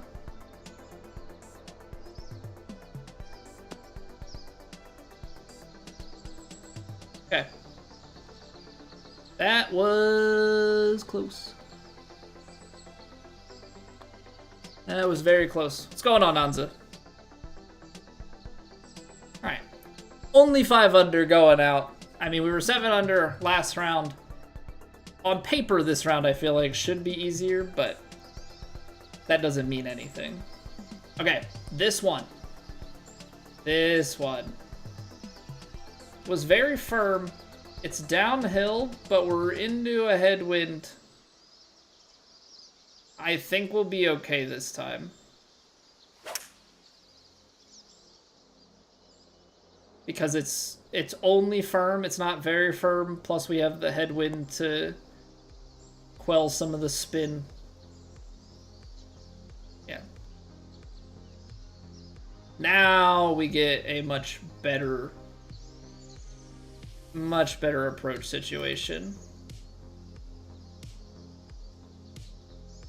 The wind's gonna take us left to right. But the wind's also, like, in our face a bit too much here. I'm actually gonna punch through this a little bit.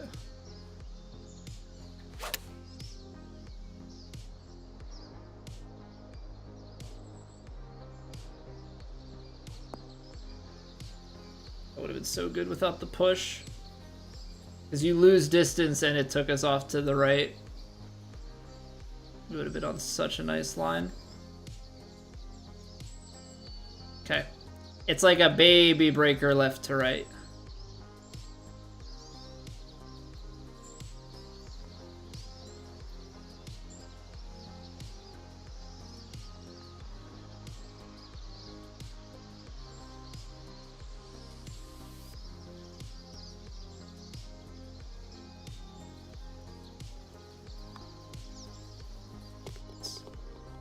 Yeah, what's going on, Cade? That's good. Well, we shot a 15 under round 1 at TrueSim. So, that's what's good. Trying to extend our lead. Or at least maintain it as best we can. 6 under through 10 here to start the second round. I would say is definitely decent. Putting a little bit of shape on this to try and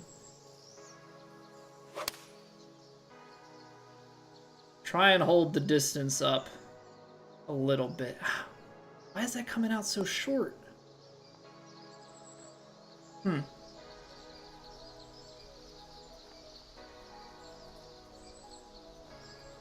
I thought we were going to be landed like pin high, so I was trying to take just like a touch off of it, and that ends up being a couple of yards.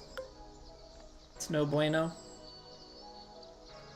Scud shoot yet, Camo? Yeah, Scud was at least on the leaderboard at 12 under in the first round.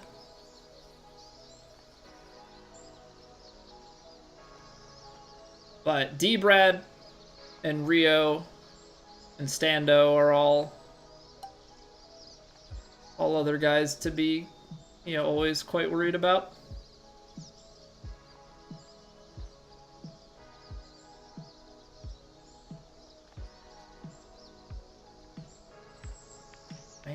%.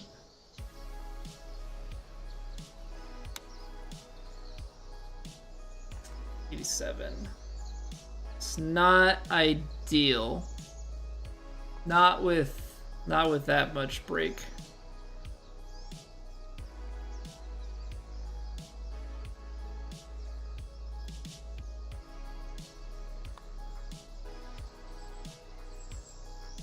Well, finally got us. One of the missed shots. We don't make the up and down.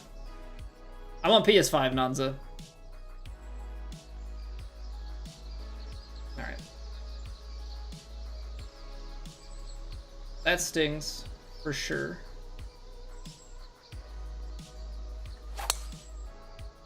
Let's get it back on track.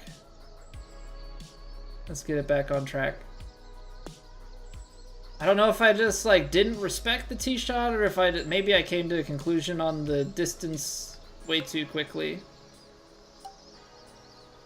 127, 124. It's not gonna be quite 8 yards on that, I don't think, but honestly,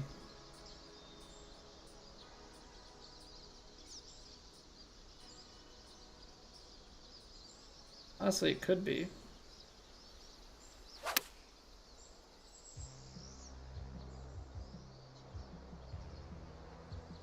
We're gonna spin off the green now. Wind played stronger. We lost distance because of the push. Dang.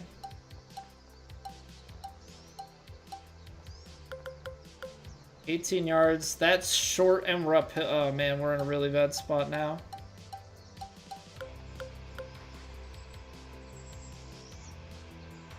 We're in a really bad spot now.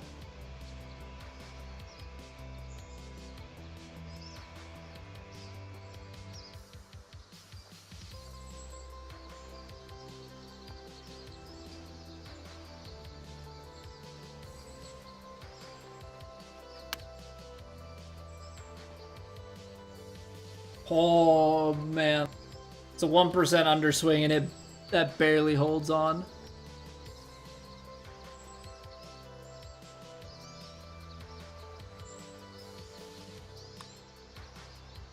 Sheesh. Okay, we still have 6 holes left. Still have time to eat something.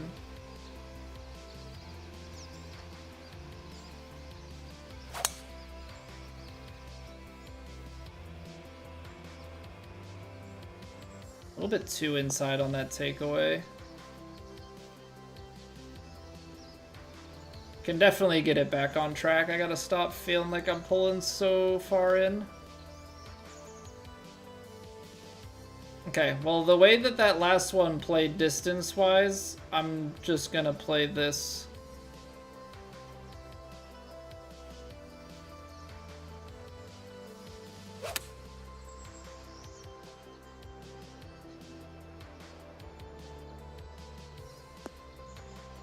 I think that's generally the right call. I think that is generally the right call there. Yeah, we missed it just a little bit in terms of like the overpower. Okay, it's saying flat at the hole. That's above my feet.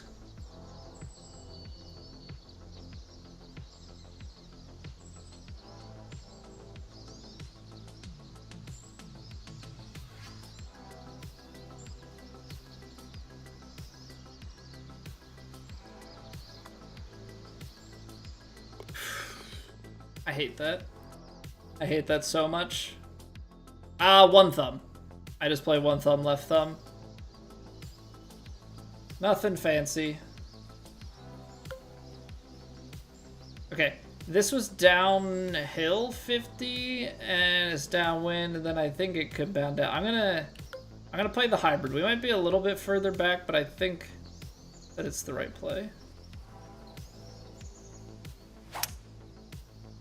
Pushed it. Keep going too far to the left. Get away with it. Feel like you use spinner too much, Tugs? Probably. And the reason I say probably is because it's a lot about like hitting a very precise partial. And at least for me, that's always trouble. I like to have full shots. That's a big part of my game plan. What's going on, Kev? There it is.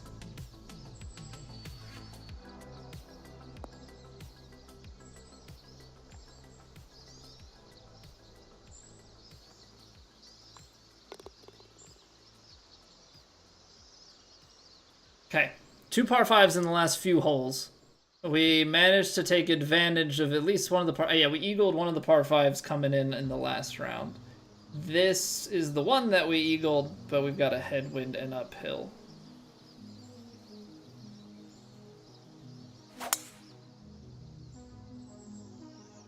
A little bit closed. Okay, we missed the big kick to the left. 298 yards, though, into a headwind. If we go... Actually, 260 is our carry, and then you've got the headwind and everything. I don't even think you get it down there. So let's lay this back to a nicer number.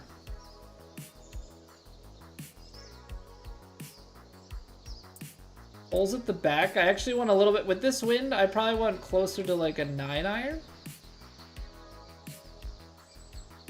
Maybe pitching wedge.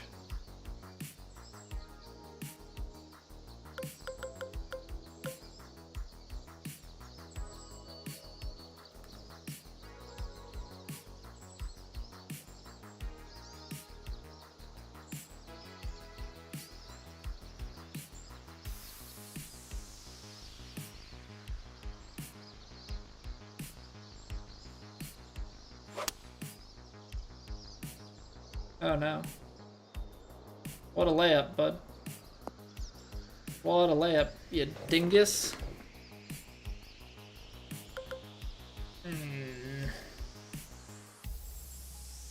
Bury the ball, and then it's just... It's making nothing out of something. What that is. 168.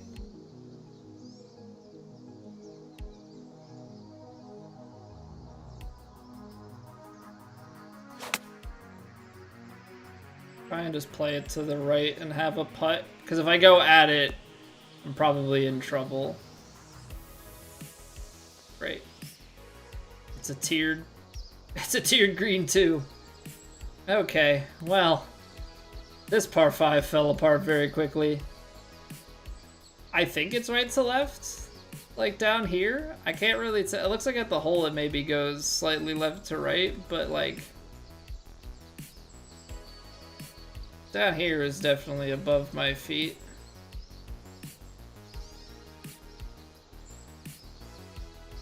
It's 91%.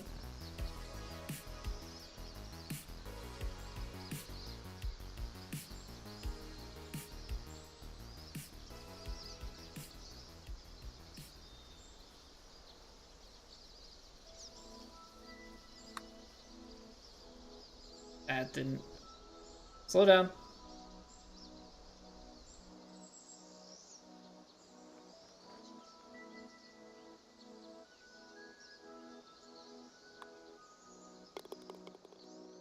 Alright, well, eagle in the last round, par in this round. Not ideal. Not ideal. Okay.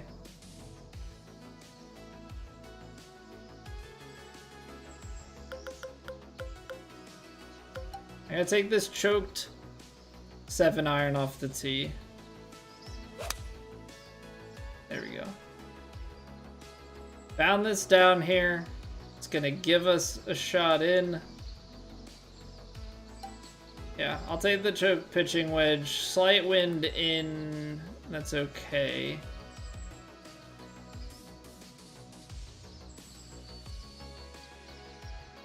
I like it.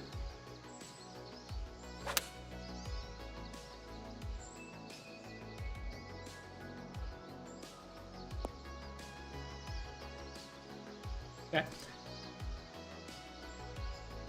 Even with the moderates, it still kicks and releases a little bit. How hard is it to golf in real life, Reginald? I mean, easy in the sense that you just gotta book a tee time and go. It's very difficult though. I'm so bad at it.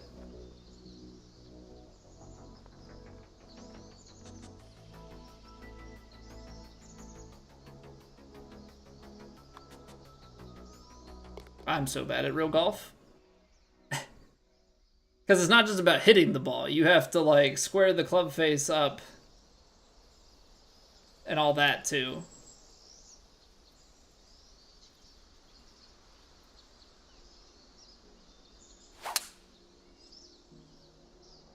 Which is a lot more difficult than it sounds. Or maybe as difficult as it sounds, I guess, depending on who you ask. I have a golf course not even 2 miles away, you just never played?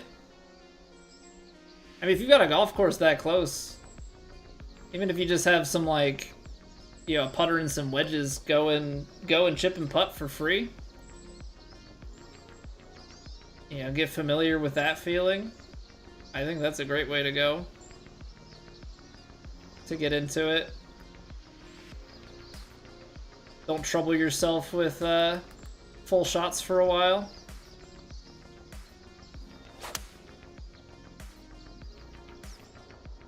Oh, that's too far left. Okay, we can super flop it, go up and down. I think that's what we'll have to do.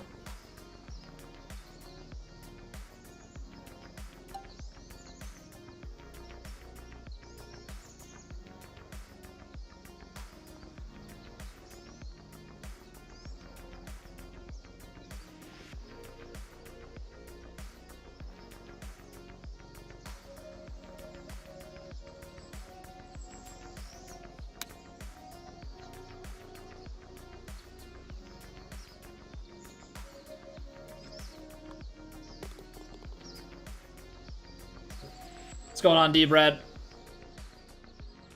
How golfers hit hole-in-ones? Well, yeah, the hole-in-one is execution with definitely a bit of luck that you landed it so precisely.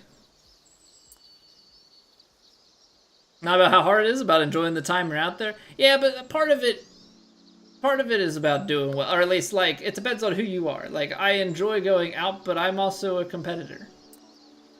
You know, I'm a very competitive person by nature. I don't know if that much is obvious. I like to be good at things.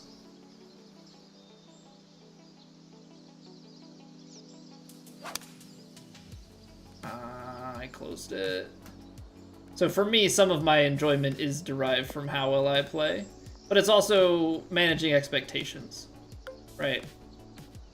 I know I'm not a pro golfer, so like I can manage those expectations a bit.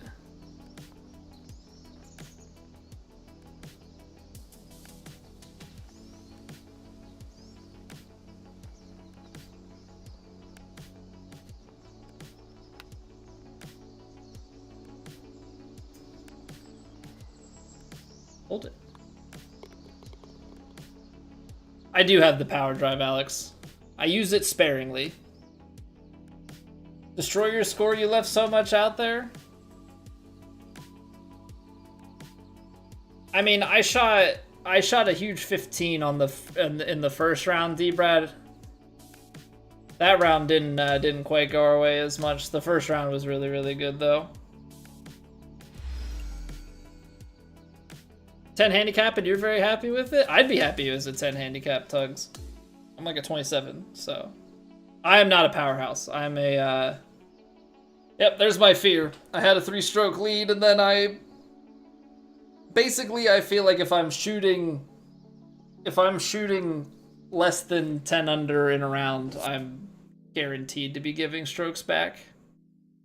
But I'm a sculptor, Alex. So I have leveled a powerhouse to 85. I have leveled one to 85, so I have the power drive on my sculptor, but that's the extent of it. I just use sculptor all the time. Don't go and expect to even right. Like even as where my handicap stands, like I know I haven't played a lot lately, so like I'm not gonna be shooting under 100. I know that I've had a ton of time off, so I'm gonna be shooting closer to like 110. Like that's where I have to put my expectation, which sucks because double bogey golf is not fun. But like I know that my swing's not good and my feel is not there because I haven't had much time to play this year. Not that I play much, have had much time to play with, to begin with. Yo, what's going on, Asian Invasion?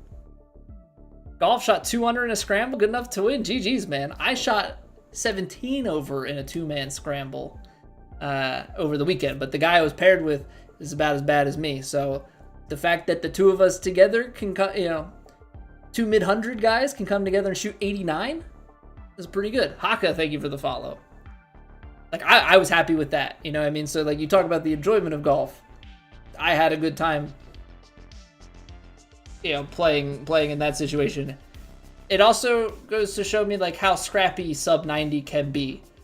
I have too many like very errant or very errant shots in terms of like top chunk pull slide. Like if I can make decent contact and strength the code of error, I could shoot sub 90 even with like, I think we found like maybe 1 green in regulation.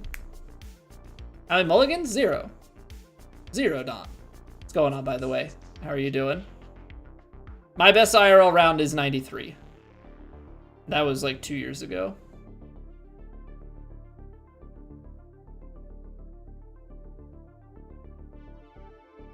All right.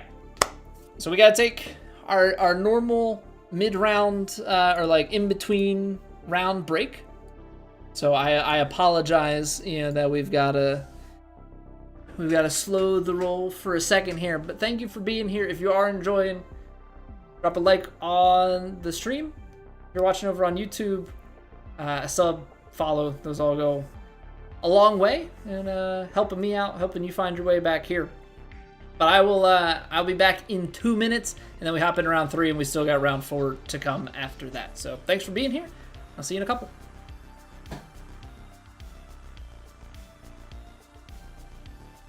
It's raining. Ads.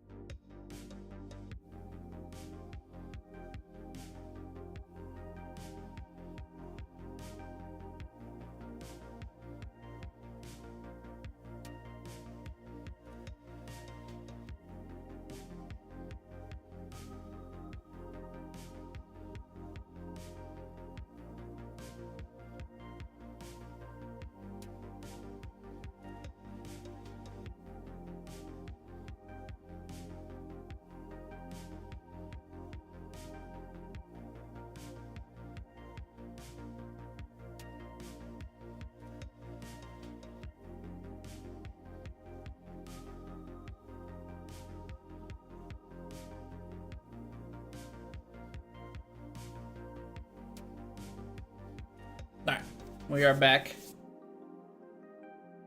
One time you and your friends did 27 handicap and you're a 3, you shot 65, which is the best golf you've ever played. 73 and 74 a handful of times, 76. Nice. Nice. More than 400 hours of game, you search again your swing technique. So frustrating. Yeah, that's golf.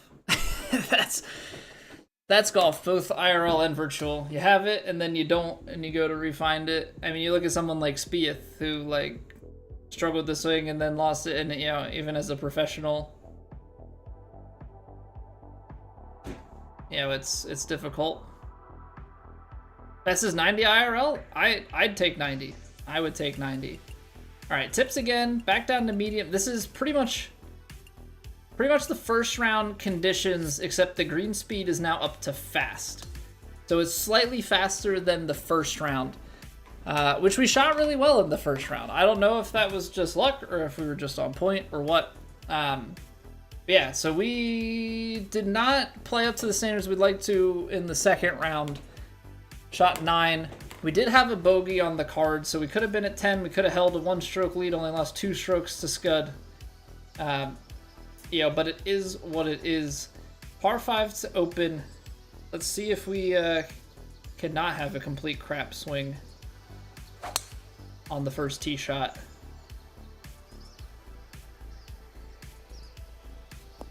Okay, right down the pipe.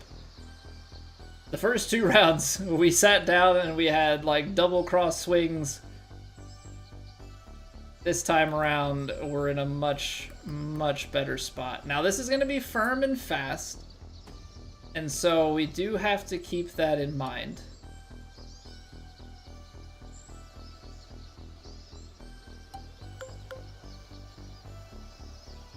I think I need to just take distance off on the 9-iron as opposed to trying, like, because here's the thing. It's uphill, but then downhill lie. It's 156, but even if it goes back out, like, maybe it is the 9, but yeah, I think we just take some yards off of it. I think 51 is not close enough. think I would regret that.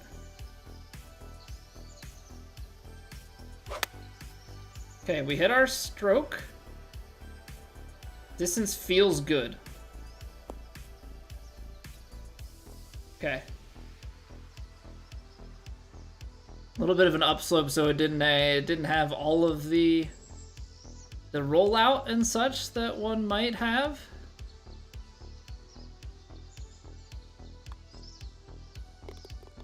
All right.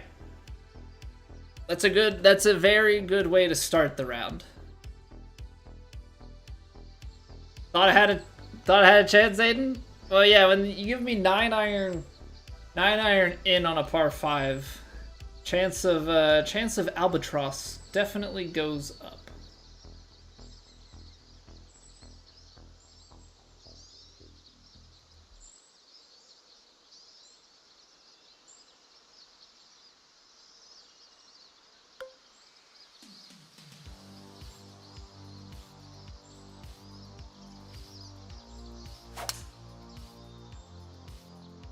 We got the 101. I think we're far enough left that even with the very firm kick, we're gonna be okay.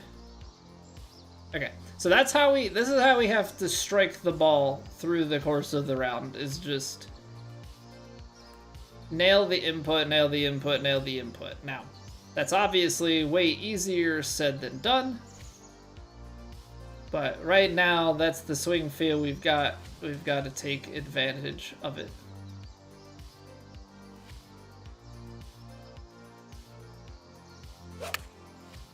Naturally, I say that and then immediately hit a huge open, so good job, you knucklehead. What's going on, Peter? Just don't acknowledge it, Colby. Just play, don't acknowledge what's happening. It rarely works out for you. It's a long putt. It's uphill. I'm gonna take a little bit off of the putt, because I have found that these tend to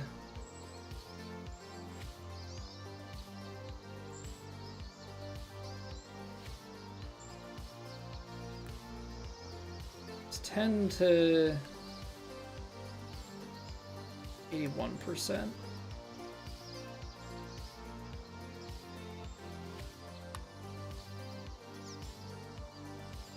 Tend to go too far if you take the stock power. You've got to go in the back door. Just stop in the back door.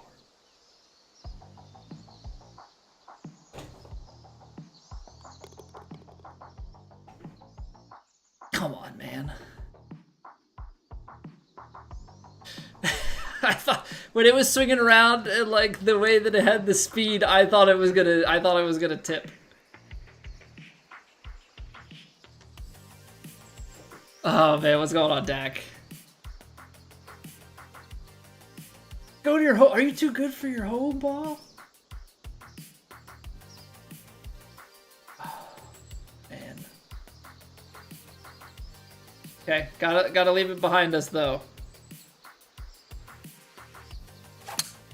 Gotta leave it behind us.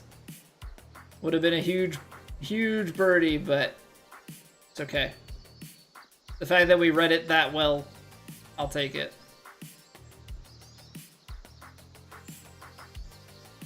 Best way to earn VC, Alex? I would say playing career mode and playing ranked tours.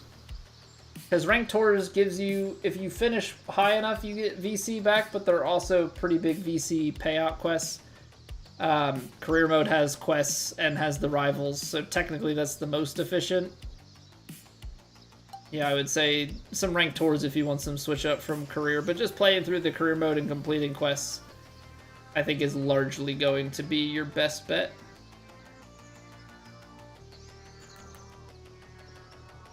I think that wind is gonna be a factor here.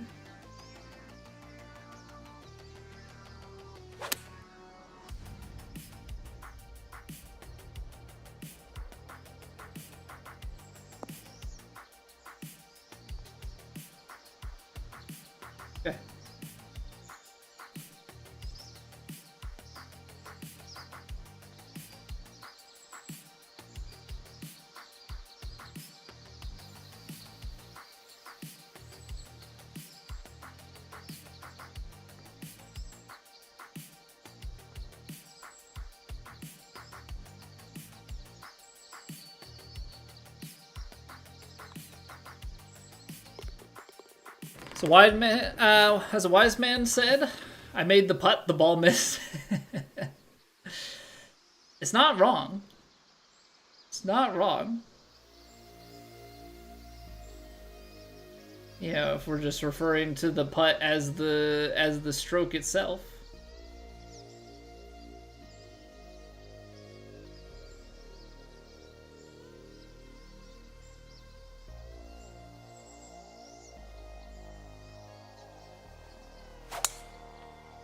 Okay. I tried to hit it a little bit overpowered. That may be a mistake looking at this now.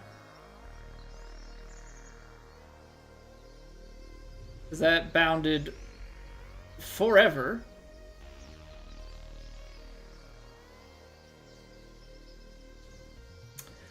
82 yards. Yeah, my favorite distances in the game right here. It's gonna come out short for sure. Looks pretty buried. I hit it 82, 81, 65, 67. 15 yards of bounce and rollout doesn't feel quite right.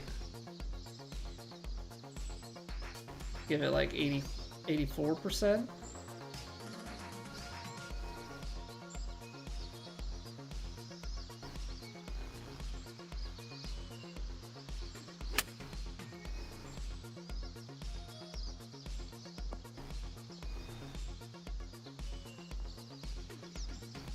I guess the 82 was okay. I didn't know how much it was gonna roll out. I felt like I was gonna be way short, but it came out of there. It's freaking breaking. The weird thing is, actually, it's not a weird thing because it's never mind. It's breaking right to left the whole way. I'm like looking at this the wrong way. Right to left breaker. Pretty decent amount of turn.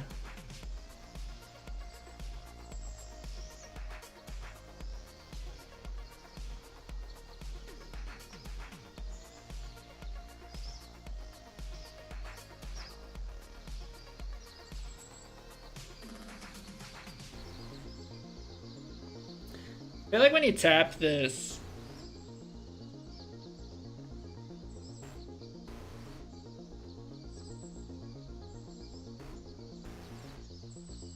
no, I do feel like it's gonna go.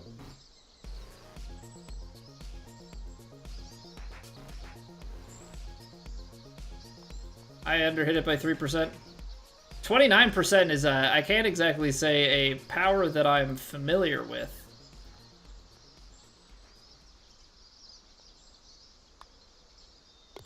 But I do think I had the read right. In all honesty, I think I had the read right. Or at least pretty dang close. 85. We're technically only carrying it like 247. If I took driver, 298, 280, 292, 277. It would definitely play shorter than that though. Than a bunker shot.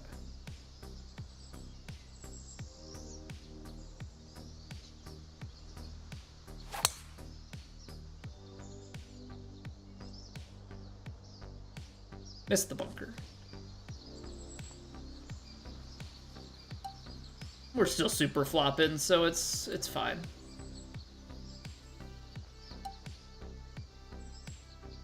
If you can super flop, then I'm okay with it.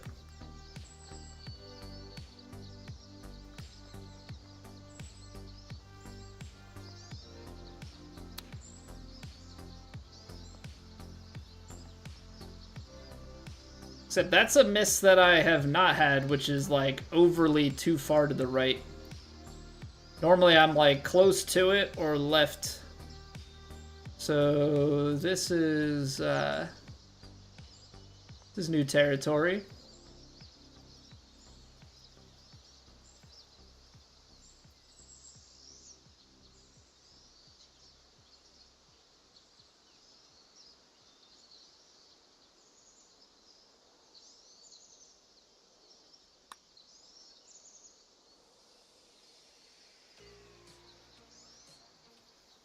Missed opportunity. Missed opportunity. Really, really bad. Really bad flop. Favorite golfer on tour?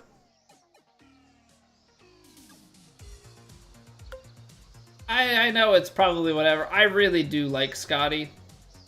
I mean, Tiger's obviously my guy, but as far as like the guys that are playing, I really do like Scotty. Say what you will. Crazy Gamer Kid, thank you very much for the follow.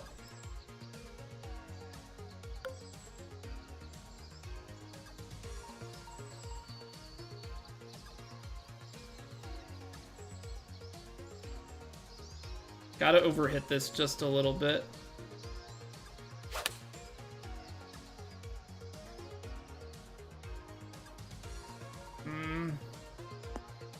Didn't.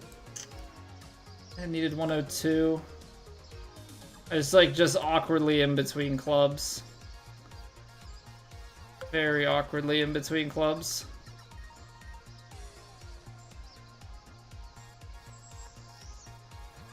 Left to right.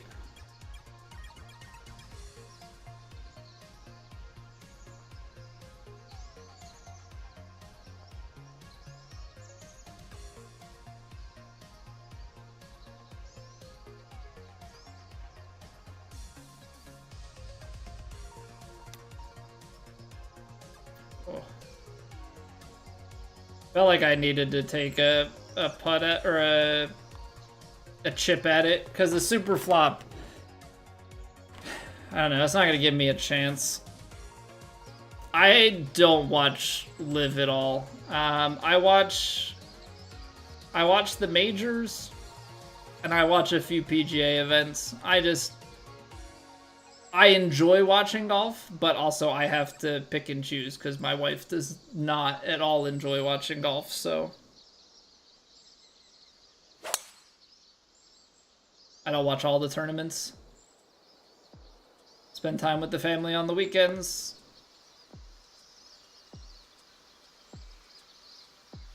Plus, I watch other sports too. So, like, when F1's on, we're coming into football season for college and pro, and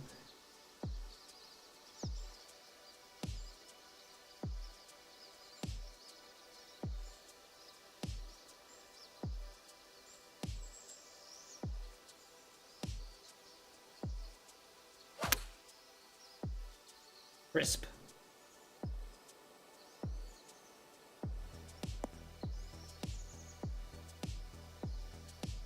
It's close. That's close.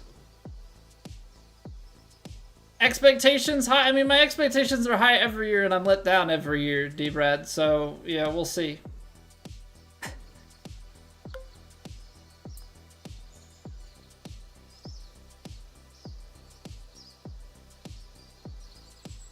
We shall see what happens. Do you try and land this on the green, or do you try and land this short?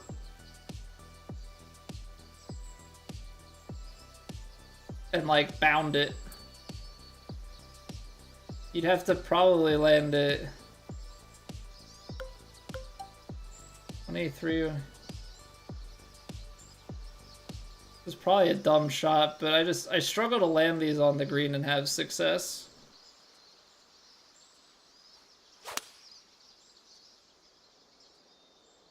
I'll try and land it short. That's too big of a bounce. But I think like even if so what? Take a 7, is it like stock 7? Does that land us short enough? I don't know.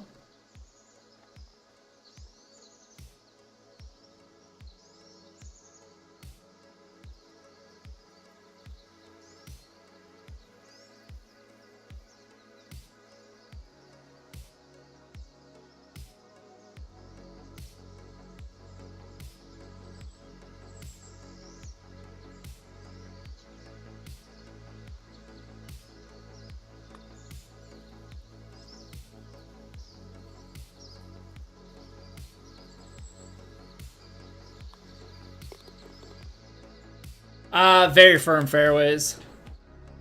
Very firm fairways, firm greens. Usually not ranked top 3 preseason, no. I mean, they've got talent, and that's why. They've got a lot of returning talent. I think they've got 3 guys on the All-Pro, or not All-Pro, whatever it's called for All NCAA. They've got 3 guys on, like, the preseason, you know, projections for that. Yeah, there's a lot to be...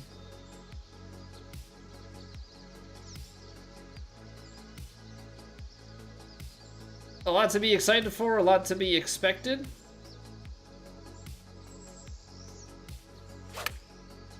I pushed it.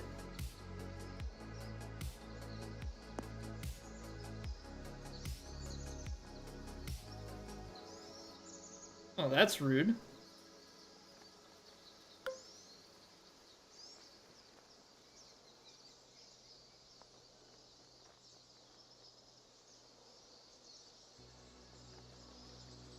Does roll out downhill a bit behind. I'm going to play this safe.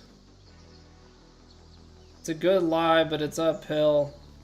Just don't be quite as...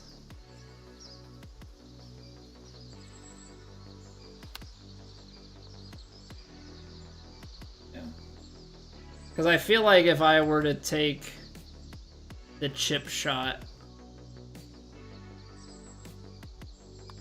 I feel like if I were to take the chip shot, I have a good chance of running it away.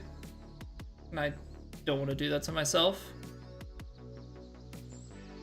Not counting you jump the biggest hurdle until they do. Yeah, like, now, if Penn State beats Oregon,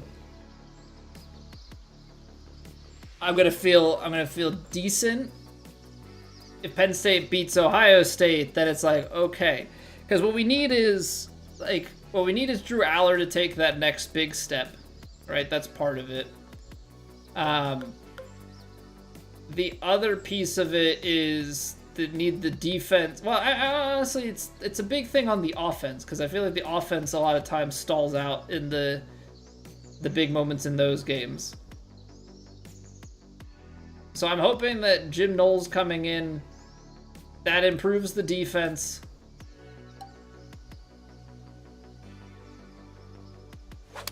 But also by him coming in, I hope that gives Drew Aller a lot of information to improve himself, because Jim Knowles is obviously someone coming from Ohio State who is defensively planned against him, right? So he's going to have a list of things that they would just ignore or not worry about too much when game planning for him. And I think knowing what those things are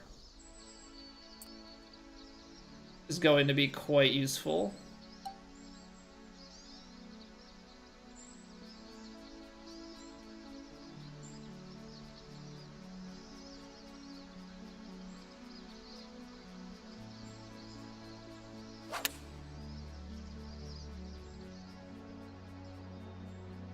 Okay, we're gonna just find the green. It's gonna still bounce, but that's about as soft as I can land it to that pin.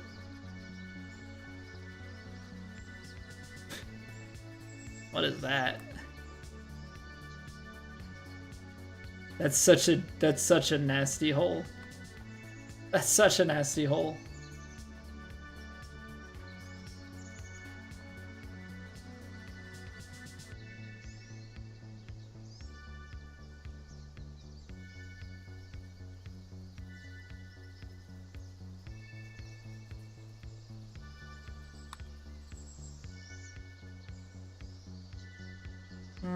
I think that's still just, even if I hit said it was underswung, but I think that just misses under still.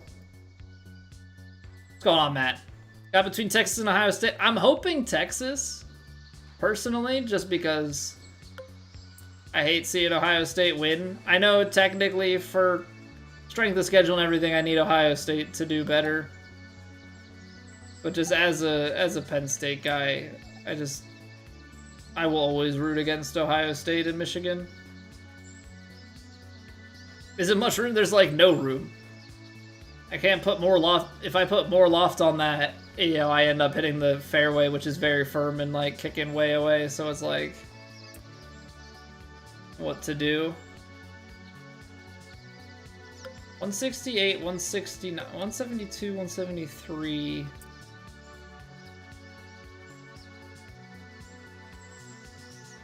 It's 11 yards. That feels like a long way to go.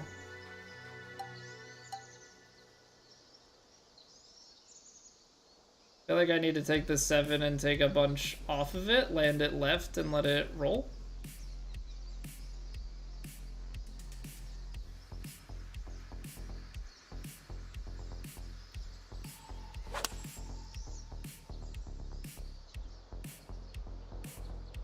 That's too deep, I think.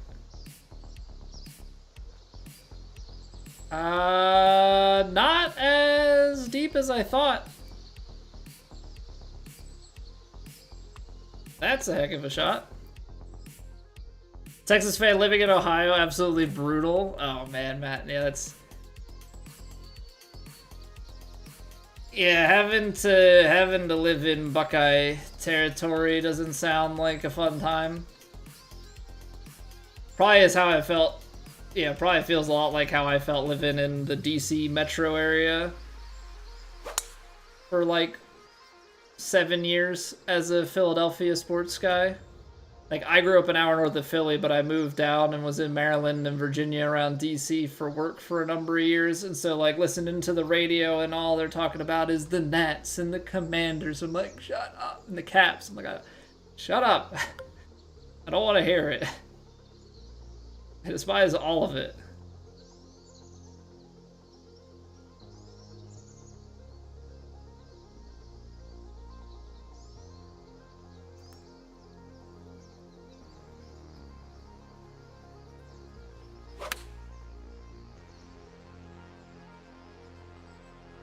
But did I know the slope is crazy there? I mean, I saw that it was left to right from the tee box. Yeah, obviously I'm taking about a guess of how much slope there is, but then yeah, seeing it curl back around the hole, like if I'm more to the right, I might be rolling far, far away. You're in North Carolina, hearing all Panthers, you're a Falcons fan, yeah. Like, living in enemy territory is, it's not fun.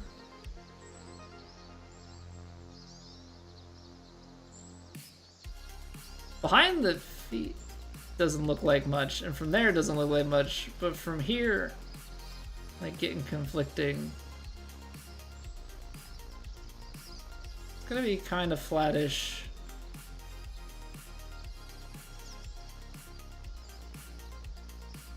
I think it just breaks at the end.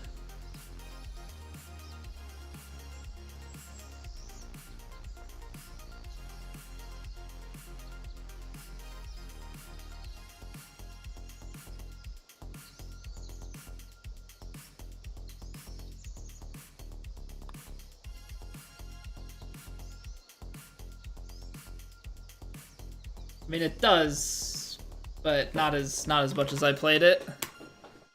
Reminds me of Yankees fan. Commanders only became relevant last... Yeah, but you still hear about it on the radio all the time. It was worse with the Caps, to be honest. I feel like because it was around the time that the Caps had won the Stanley Cup and everything, too. So it's like you would just hear about it incessantly. Like, okay.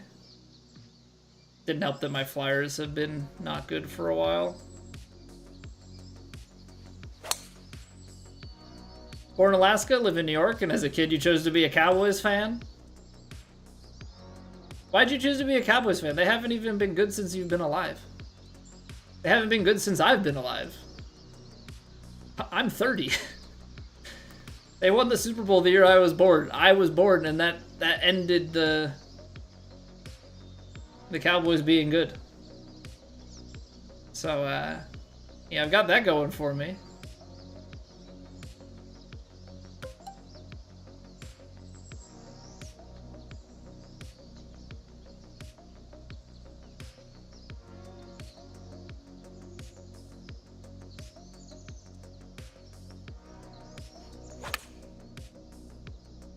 Some of these swings are feeling silky smooth. Now, I took a little bit off of the loft for that shot because I remember having a shot that we left way short. Turns out that, come back to bite us a little bit here.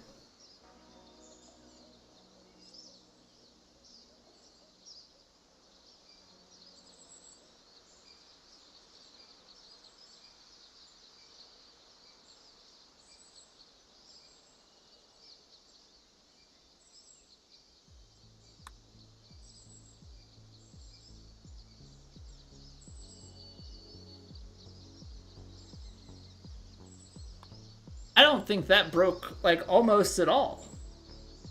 Dinesh, what's going on? Tamij, how are you doing?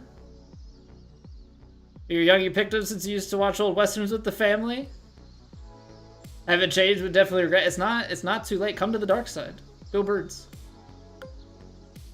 Go Birds.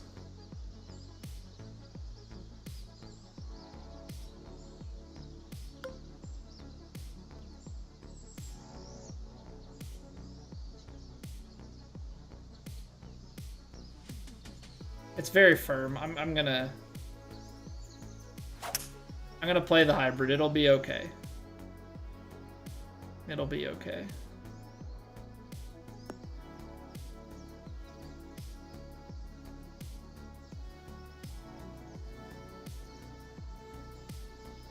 $130 yards, 121, 124. Just a touch on that. I think it will bounce and roll a little bit because it is firm and fast.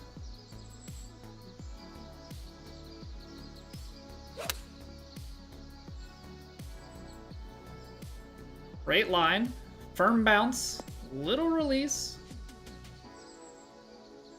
That was close. That was real close.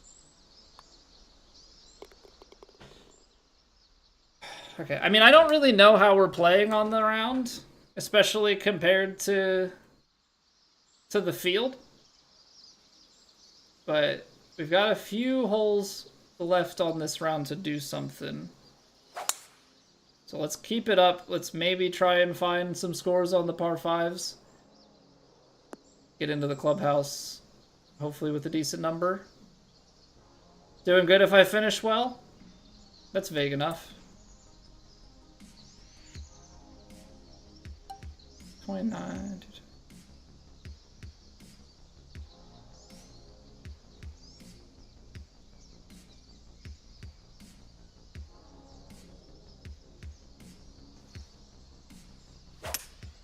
I'm gonna try and play this to the right of the hole. Try and land it on the green. Nope, it's gone. Come down the slope back towards the hole? Is it steep enough? I have no idea. It feels like it could be. Okay. Okay. It's in the right direction. I wanted to be right of the hole. Alright. What is this screen? I wanted to be right of the hole because I felt like if I went right at it, I could get myself into trouble. Maybe going right at it would have been a good call because I could have landed on the... Could have landed on like the rough or something to take a bunch of speed out. Huge right to left swing up there. It's also like right to left down here, so it's like...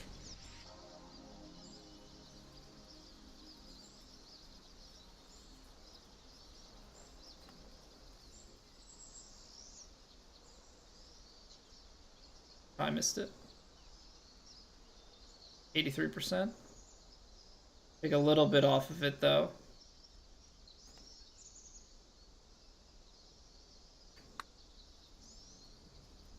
I slipped on the thumb.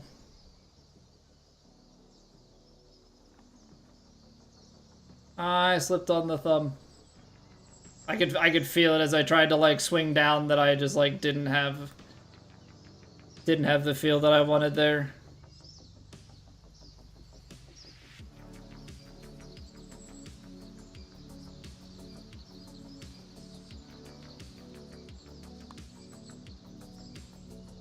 Good putt, though. Good putt.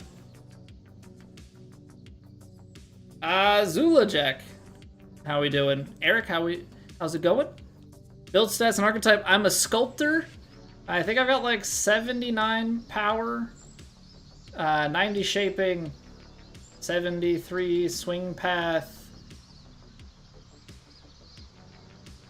I think my rhythm and stuff, what is it? Rhythm and transition are balanced around like 70, and then my putting stats are all weight and transition for the most part. I think I have like one of them's like 53 and the other's 50, but the weight and transition are the way to go.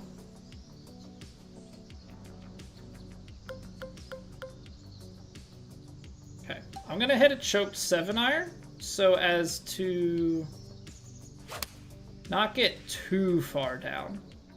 I felt like if I went with 180 with the very firms, it might be too much. So this is trying to be a little bit precautious. You 4-putted that? Oh no. Not the 4-putt.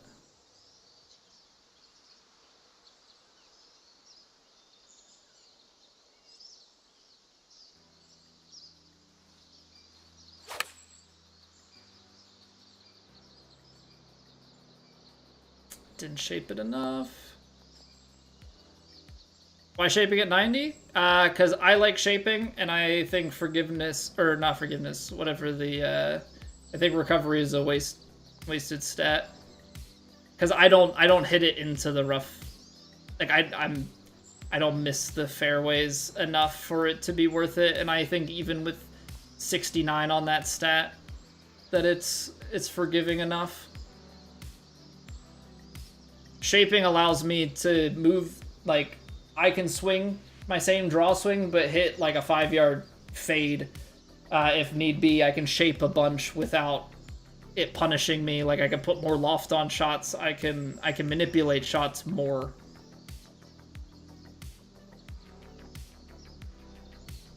In a less punished manner. So that's the big thing for me. So from here, this looks above my feet. So I think it is. It was like double breaker.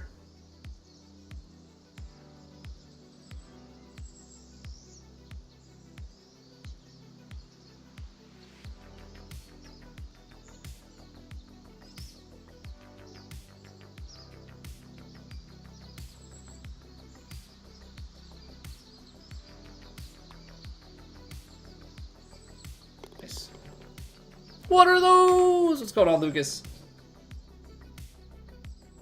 Have you been, sir?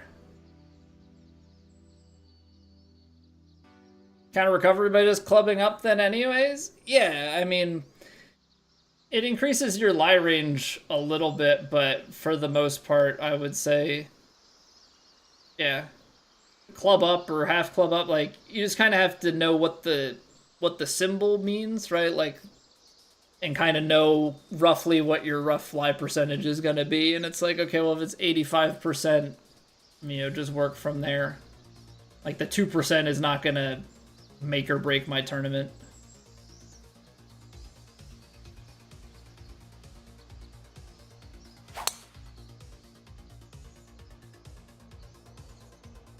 That is not far left enough. That kick helps. That might leave us in an okay spot.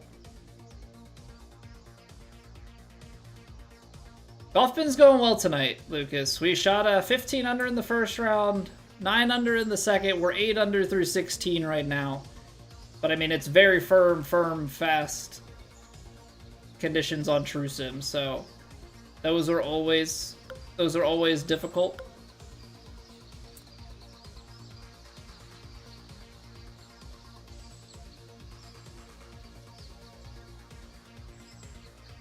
Looks like that's uphill a bit.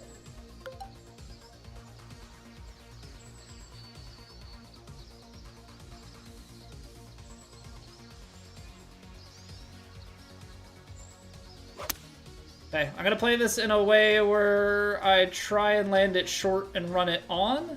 It's not as quite uphill, so we're gonna be long. Yeah. But I think if I tried to carry it onto the green, I think we suffer this same fate anyway, so... Can't say that I'm entirely disappointed with that effort. Breaking back at the end, but I think it's right to left going there. I'm going to play it just a little bit outside to the right.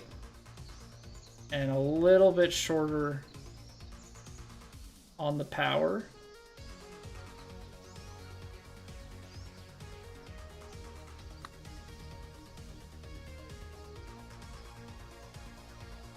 It's because I'm trying to lag it up there.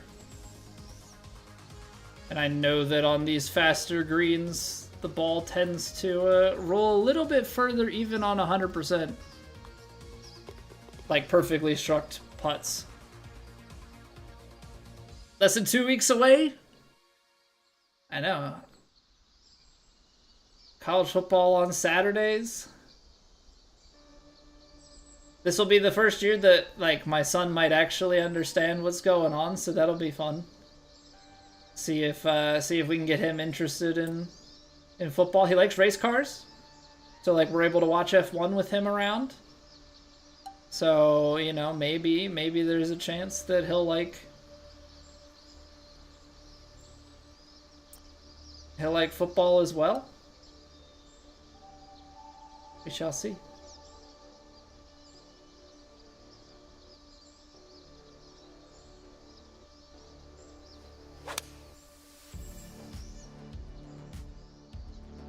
The very firms, man. Ooh. Don't think it counted as very firm. Wind didn't take it as much to the side.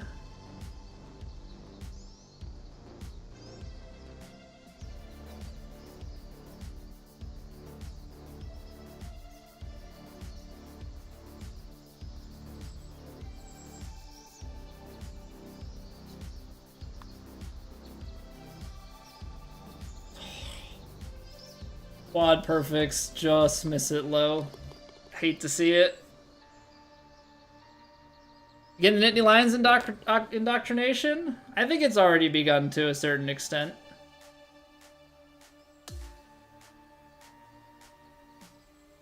I think we've dropped behind Scud though. I don't think we shot low enough.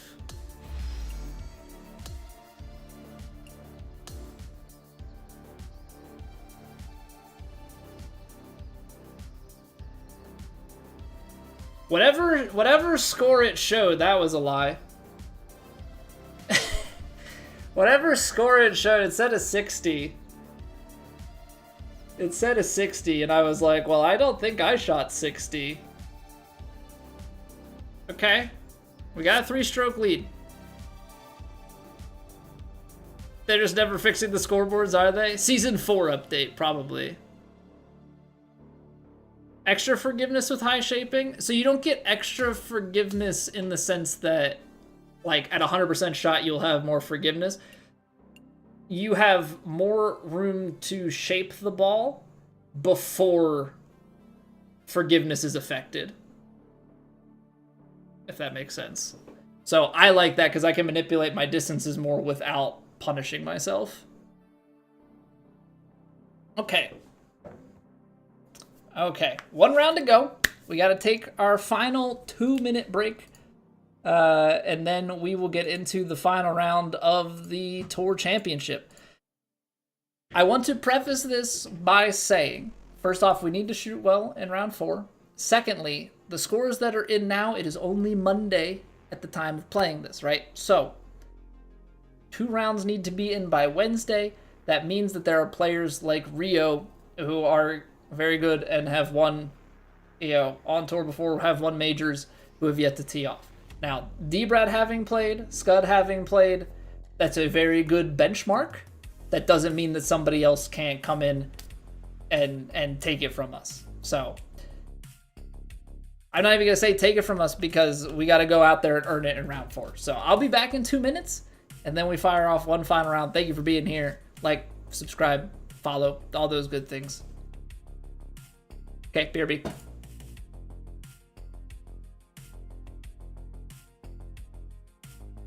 It's raining. Ads.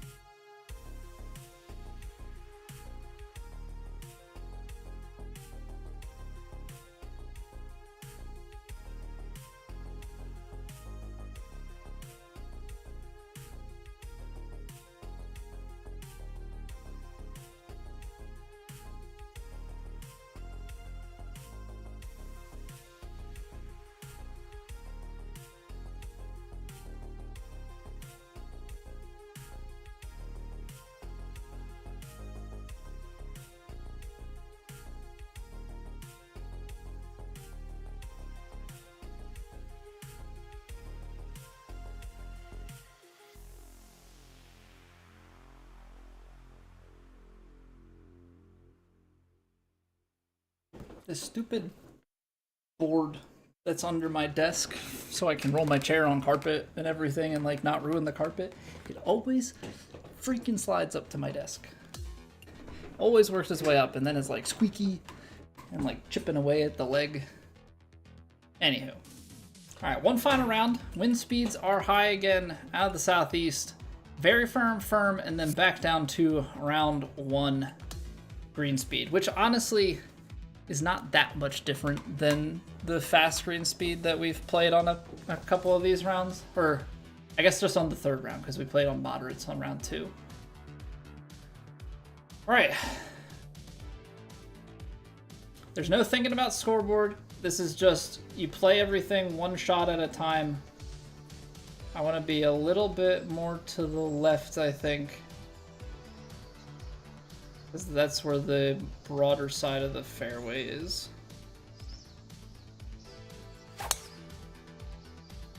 Okay, a little bit of a pull.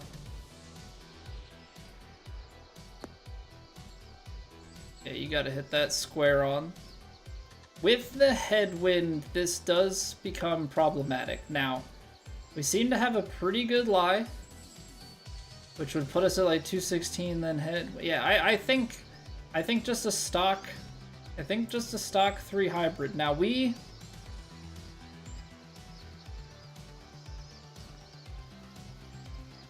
think this ball is below my feet.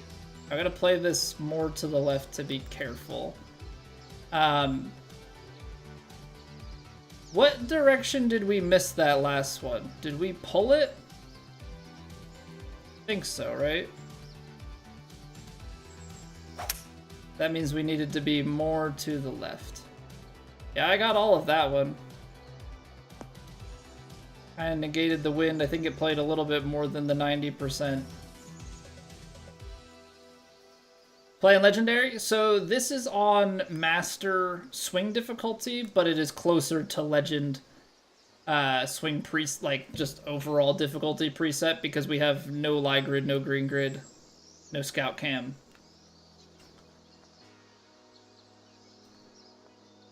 Okay, so that's, oh jeez, I can't see anything.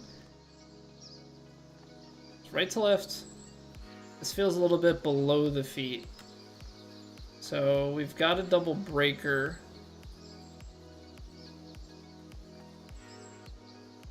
But it feels like more than anything, we're sweeping.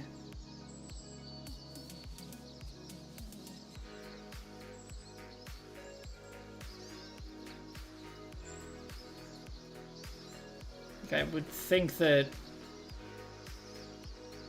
you're gonna get more right to left down there.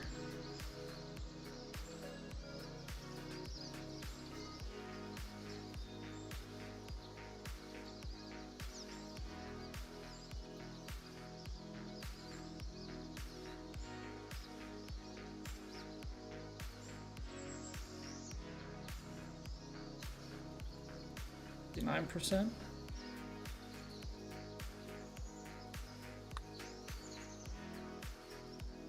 Then start turning back to the left. Brake hard, brake hard, brake hard. Okay, so it's just... That is definitely the right idea, just a little bit too much pace for the amount of brake that I'm trying to play out of it. How's it going, Fletcher? There's a name in Japanese, so I unfortunately don't know how to read Japanese, but hello. Hope you're doing well.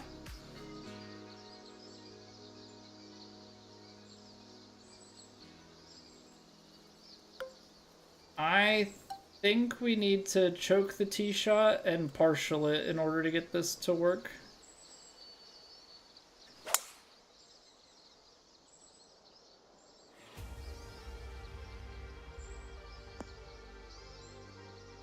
Okay. Not exactly how we drew it up, but that's alright. Results are the most important factor.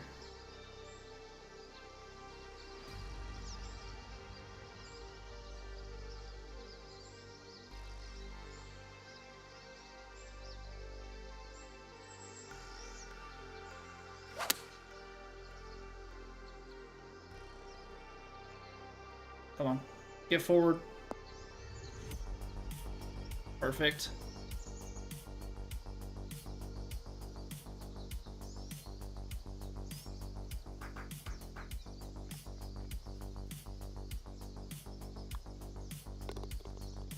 Play PGA 2K23. It's a really fun game. Made your local course on the crate section. Wish it was easier to make a course. Yeah, making courses is definitely a talent. It's pretty cool to see the players or like the creators who are really, really good at designing courses, recreating stuff. I would recommend watching some design tutorial videos if you haven't already. Crazy Canuck 1985 is one that comes to mind. There are a couple other, really talented designers who have made tutorial videos and stuff. Lots of useful information there. I don't even try to make courses. I am simply a player of the games.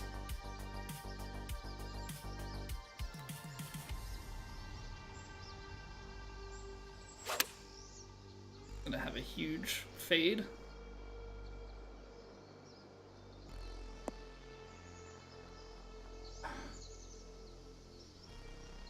Too far. Too far. Play Augusta National, so there are some recreations of it. They don't have the license to it, though, so legally they are obligated to remove them. And so they do a pretty good job of clearing them out. Now, if you can find a friend or a society, somebody that's played it, you may just be able...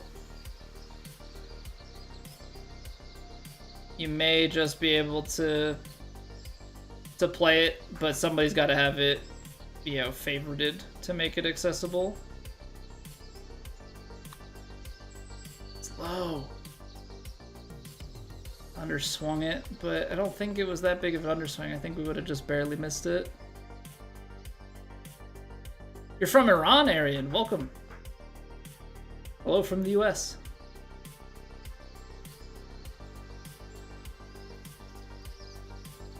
I was gonna say it must be sometime in the morning, and then I'm realizing that like it is late enough. It is late enough now here that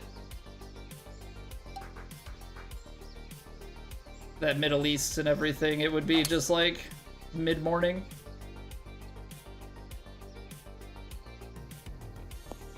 Haven't been streaming as late of late.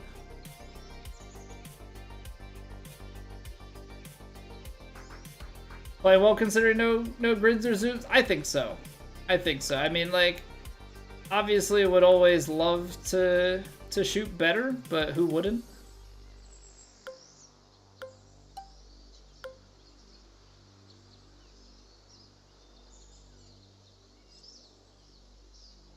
I'm gonna put some D-loft on this, I think. Try and eke it out a little bit.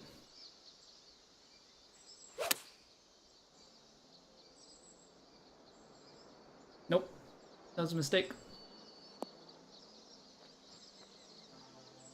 Get away with it because of the very firm, but underread the wind. Just thought I could squeeze through that wind a little bit more. So I would have been under on that last read.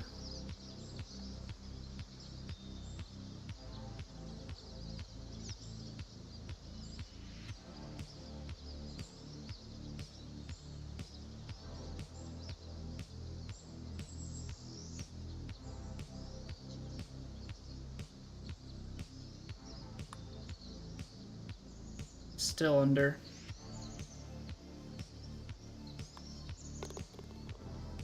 Okay. A Witzberger, what's going on? Mikey, welcome back, sir. Need to play True Sim more? Yeah, I don't think it was necessarily the 121 greens. I think the hole locations and stuff on that round were just tougher.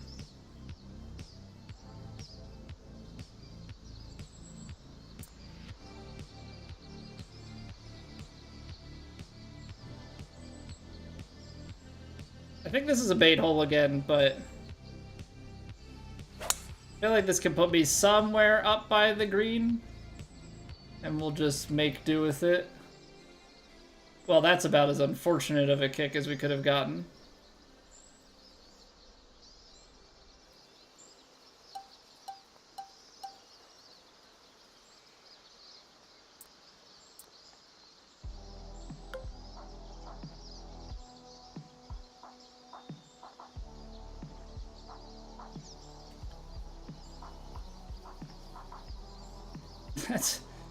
That sucks. I mean, definitely the greedy play. I would say I probably felt a little too invincible. Wow, that, okay. That lie sucks.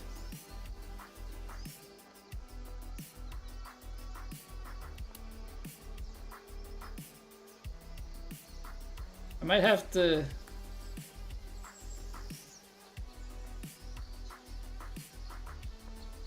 Might have to utilize the pitch solely for the fact that the swing is normal.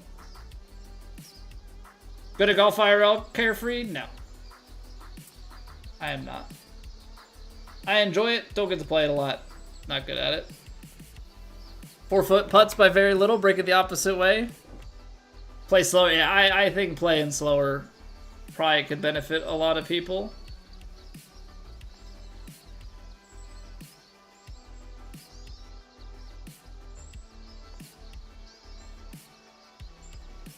I just don't know where this is aimed. That's the problem. Because the flop shots have opposite lie.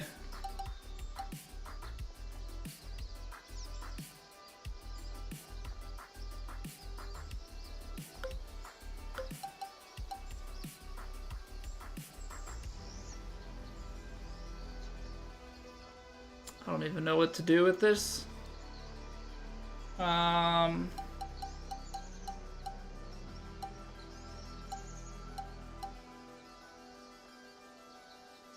Need to not compound issues.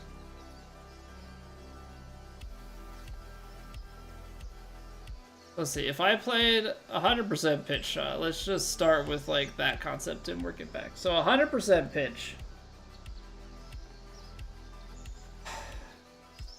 Like an 85% lie there, maybe 80. So that's 44. 39. I gotta take 10 yards off of it to be pin high. 10 yards would be 10%.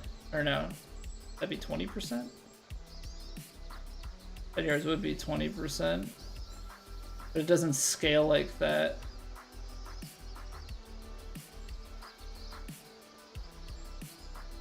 Okay, so that is 75%. 84.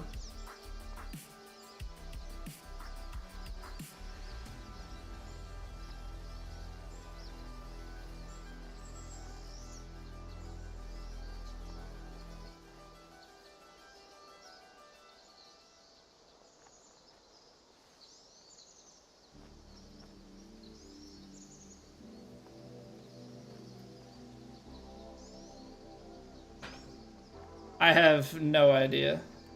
93%?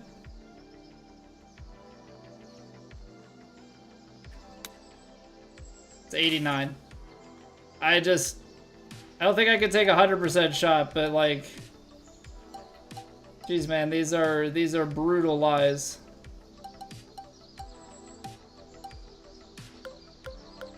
Because I can't get this out. I have to take a flop.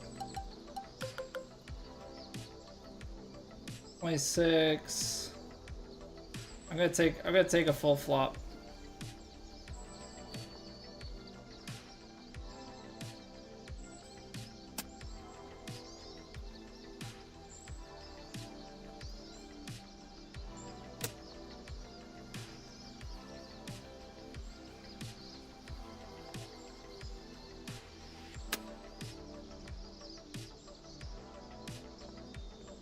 What a mistake.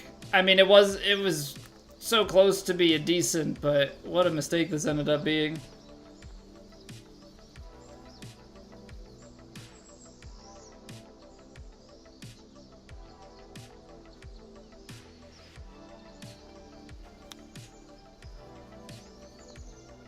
Nice.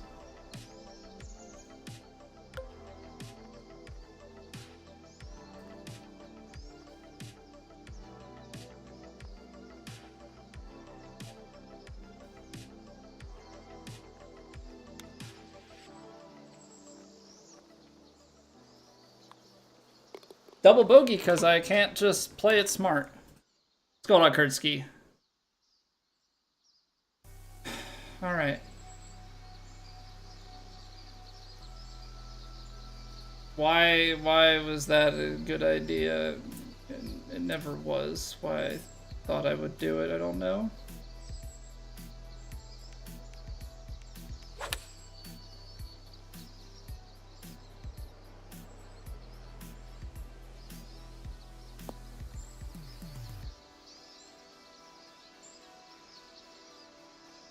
Okay, come on.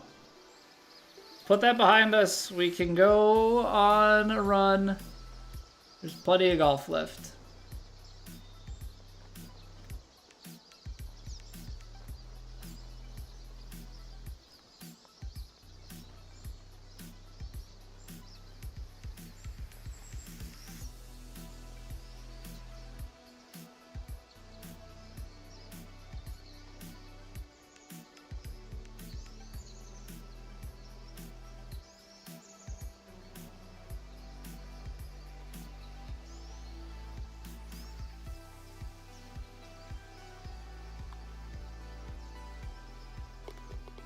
Okay.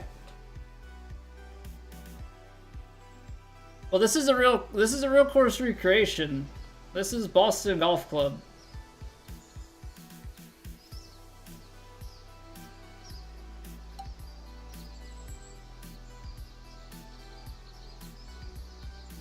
So I don't know how much of a risk reward hole that is in real life.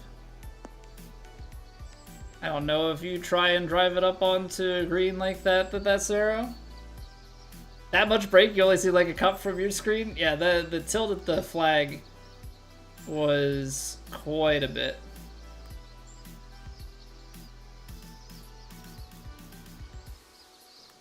Okay, wind's playing a little bit more, it feels like. Closed it. Distance is gonna be pretty much what I needed it to be. Okay, we'll see what we can do.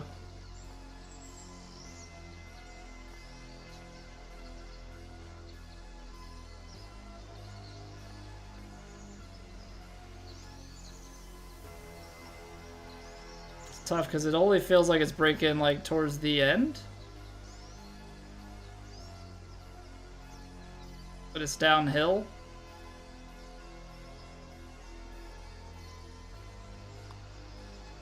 Then start breaking right. Come on, man.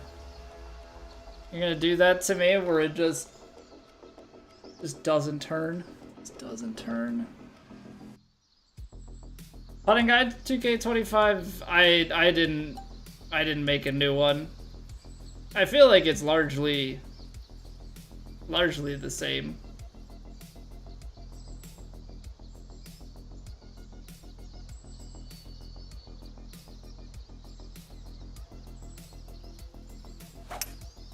Oh no, not the closed again.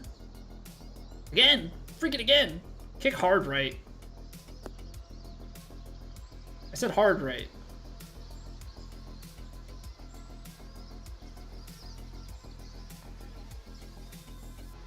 Surprised to see me on, Jim? Well, I think we're gonna be potentially streaming a bit later from now on, or at least I think that's how things are gonna go.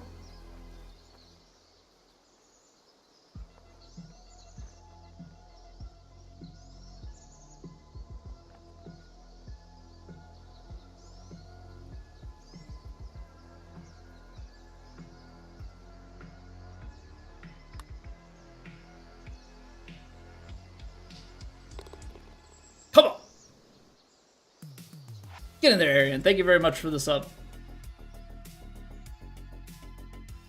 Yeah, Rio, we're going all 4 tonight. The new schedule with Variety Gaming. New schedule with Variety Gaming is gonna have all 4.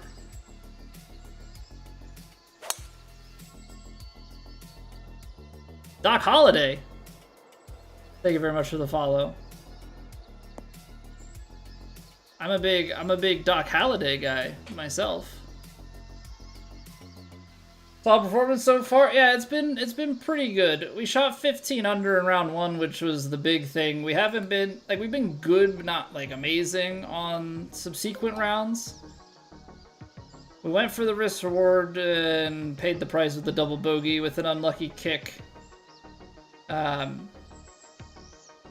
So now we're just trying to claw back from that.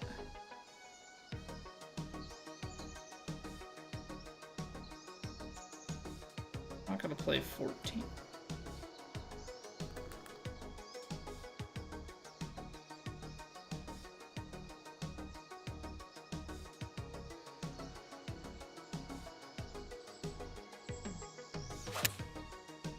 I'm not gonna play 14, but I do need to put some loft into it. Come on, spin. Spun enough to bite, not enough to come back. Although it is on a downhill, so that's why.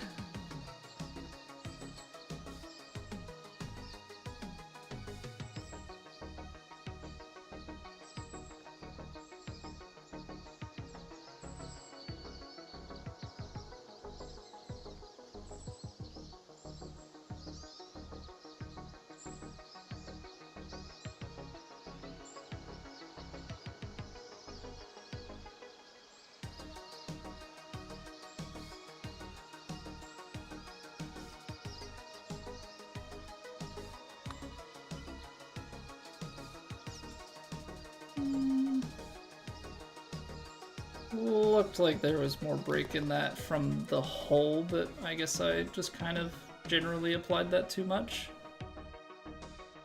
Thanks, Rio. Good luck when you play your rounds. Don't play too well, though, please.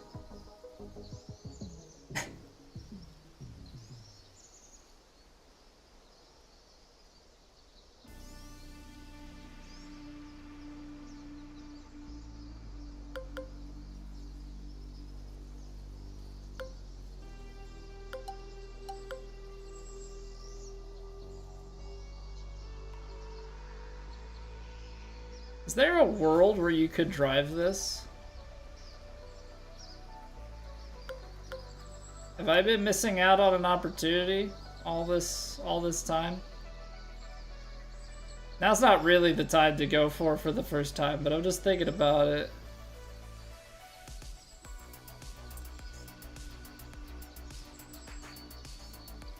I don't even think you need to power drive it.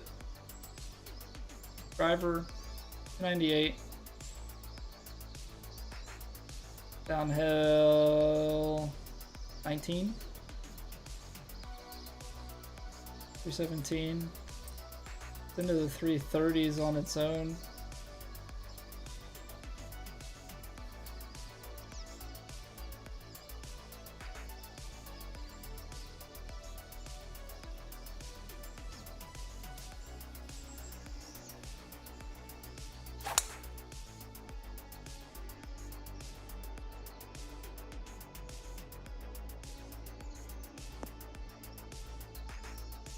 I did put myself in an awkward spot, but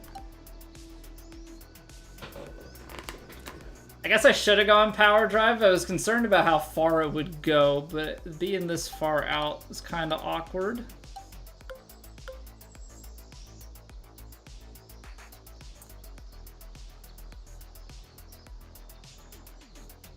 Long flop.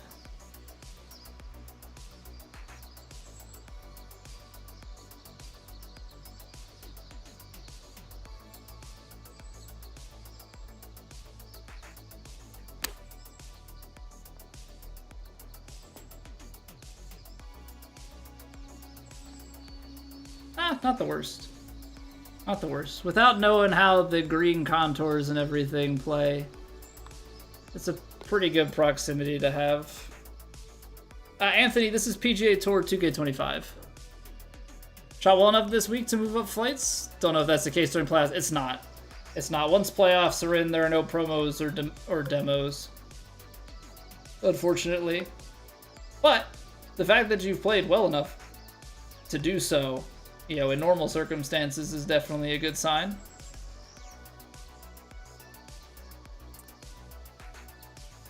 Yeah, no problem, Anthony.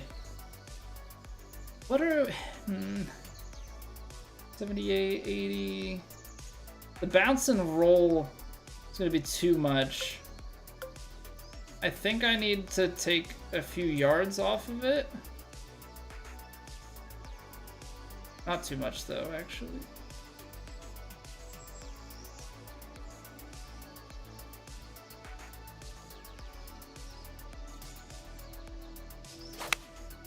I closed it.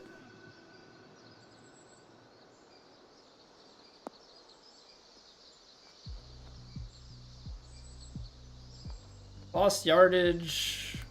I think I trusted too much how much that... Well, I guess it's a little bit uphill.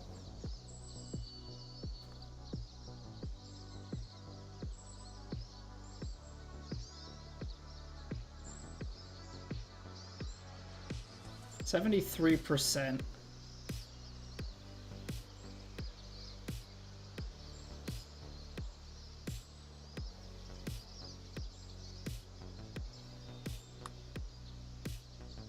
When you gotta turn.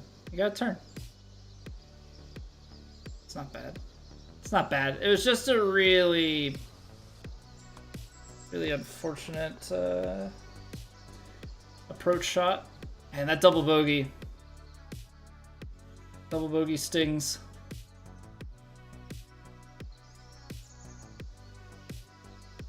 All right.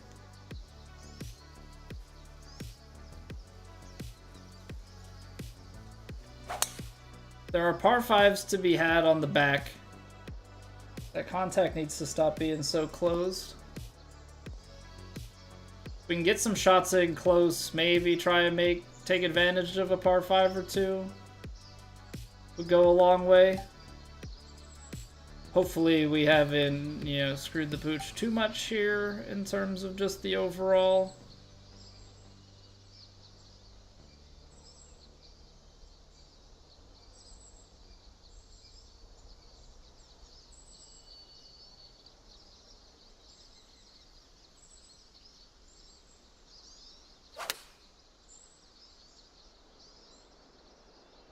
Good distance. I overplayed the wind. Okay, we gotta make a putt. 9-footer downhill, 3 inches.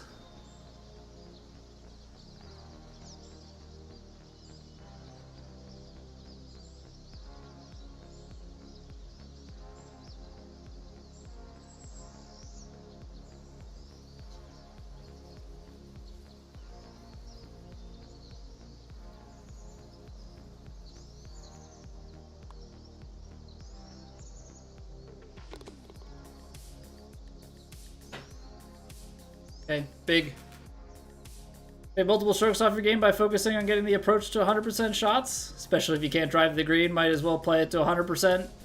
60. Yeah, I do that a lot. That is a big part of my course management. Leave myself 100% shots. Very rarely do I partial stuff. A lot of it is, you know, try and understand how my shots are going to play at full. 152. 44.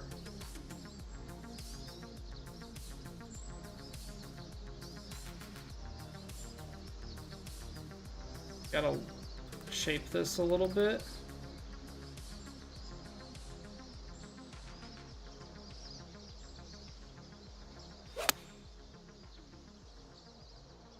Oh, that wind, the distance is so good, the wind did not kick that to the right near as much as I thought. So again, great distance control, but that wind was more in the face and just didn't quite do anything. Hit the ball, Kevin. Nah, what's going on, Tim? We gotta figure out what we're doing on a shot before we just go full sending.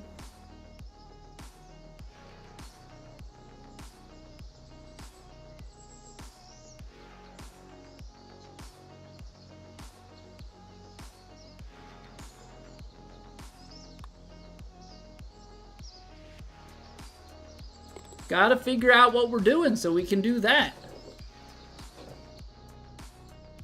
Playoff 4 round 7, Soldier? Yes, this is round 4. No grid on the green? For this particular tournament, yes. Whenever we play True Sim, there are no grids.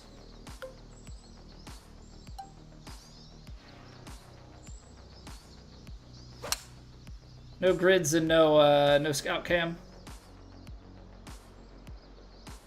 New lob shot is great. I don't even have the lob shot unlocked yet. I don't know what level we're at on the Clubhouse Pass, but we're not at 25 yet. I'll get to 25 eventually, but it's probably gonna be a while.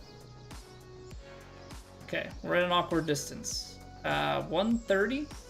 Maybe 130. 119. I'm gonna de-loft this though.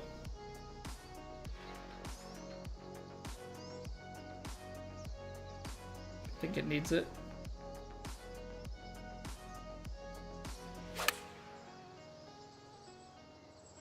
See, but the wind then turns that one over more. I don't love it.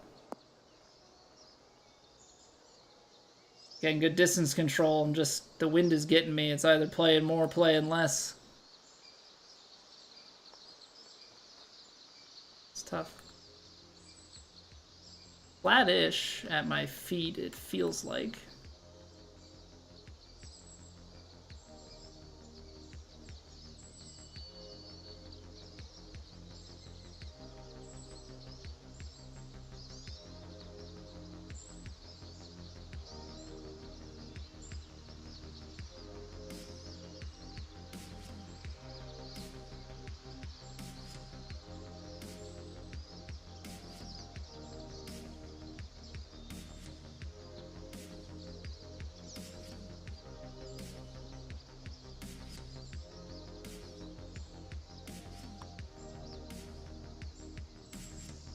Oh.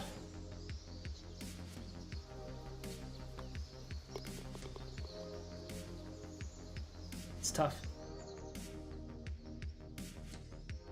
Just missed it. Just missed it.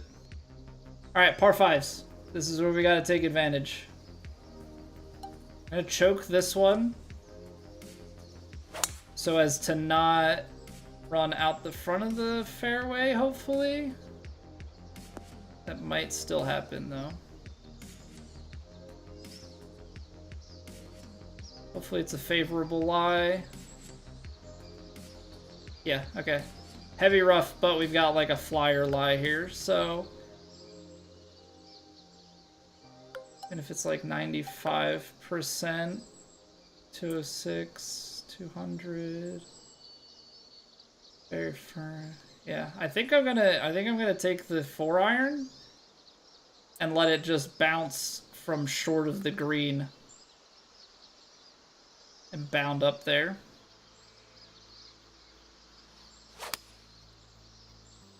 And out of nowhere, a double cross.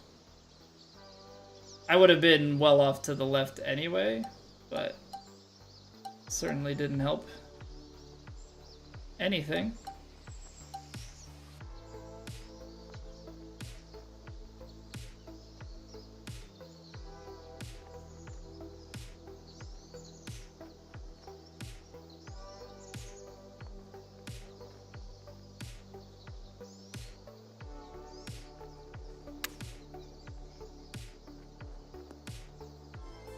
Ooh. Flop shot stuck. I thought that was gonna release up towards the hole a little bit.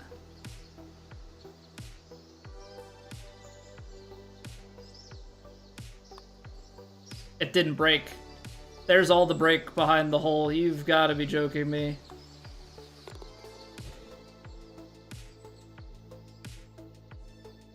Oh my goodness me. No crazy breaks or speed? No. I mean, they do make it pretty fair, but there's definitely still some stuff that can happen.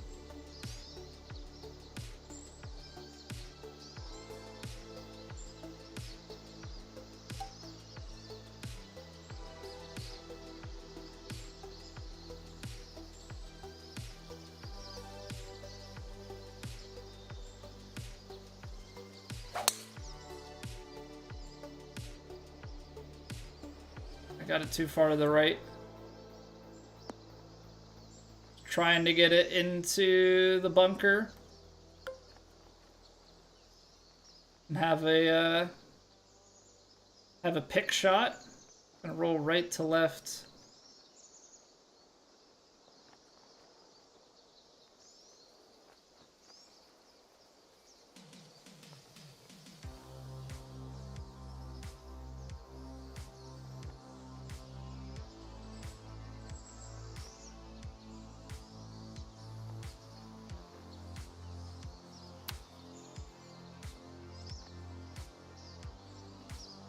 That's it.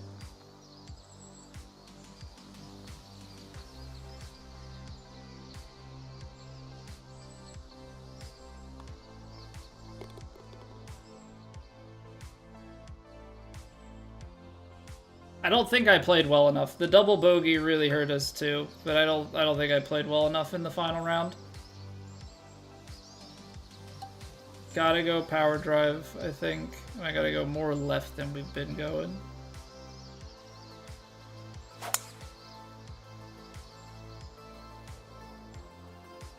Just to try and have a chance at getting at this green in two.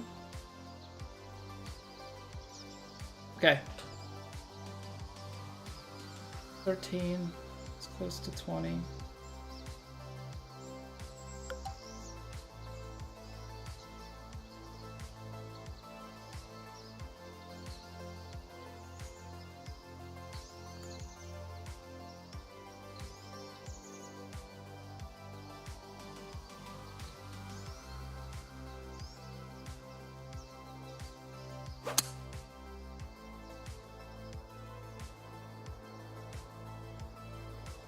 That's a little deep. Hit the pin.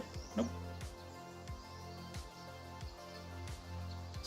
Not the worst thing. The downhill a foot to the hole, though. Kind of the problem. I didn't think that shot was going to go that far, but obviously it's another 13 yards off going down to the hybrid, and I think that's too much.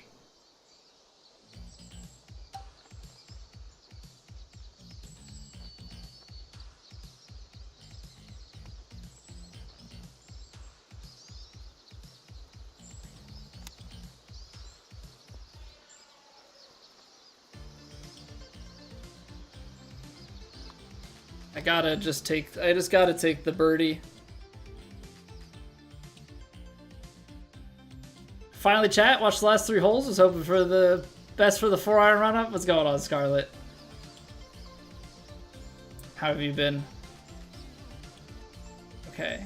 Tailwind, uphill.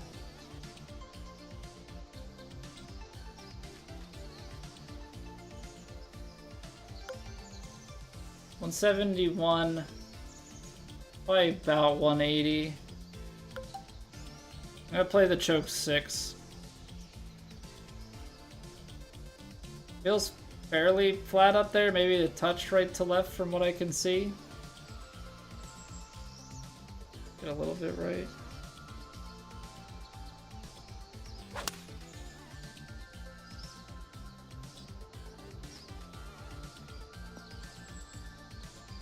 Oh, that would have been a sick finish.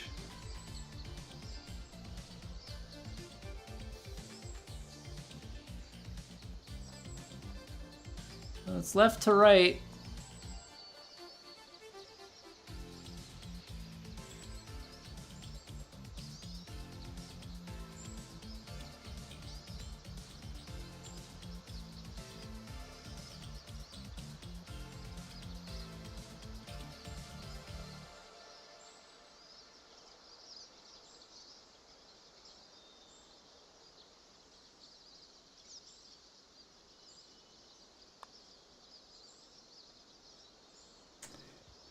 That's so mean. That's so mean. Save my worst for last. Save my worst for last. GG's. Wah, wah, wah.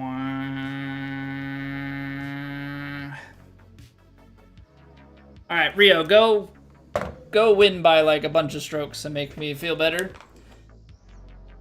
Vandy, thank you for the rate. D-Brad, what are you doing, man? What are you doing? That's money. That's real. That's cold hard cash. It's over. Go home. I just got off the course. I haven't even like put my stuff back in my bag yet. D-Brad, thank you very, very much for the 5 gift subs, man. I greatly appreciate it. If you're lurking about and you got a sub, I hope you enjoy your faces. Yeah, that was the double bogey. That was the double bogey.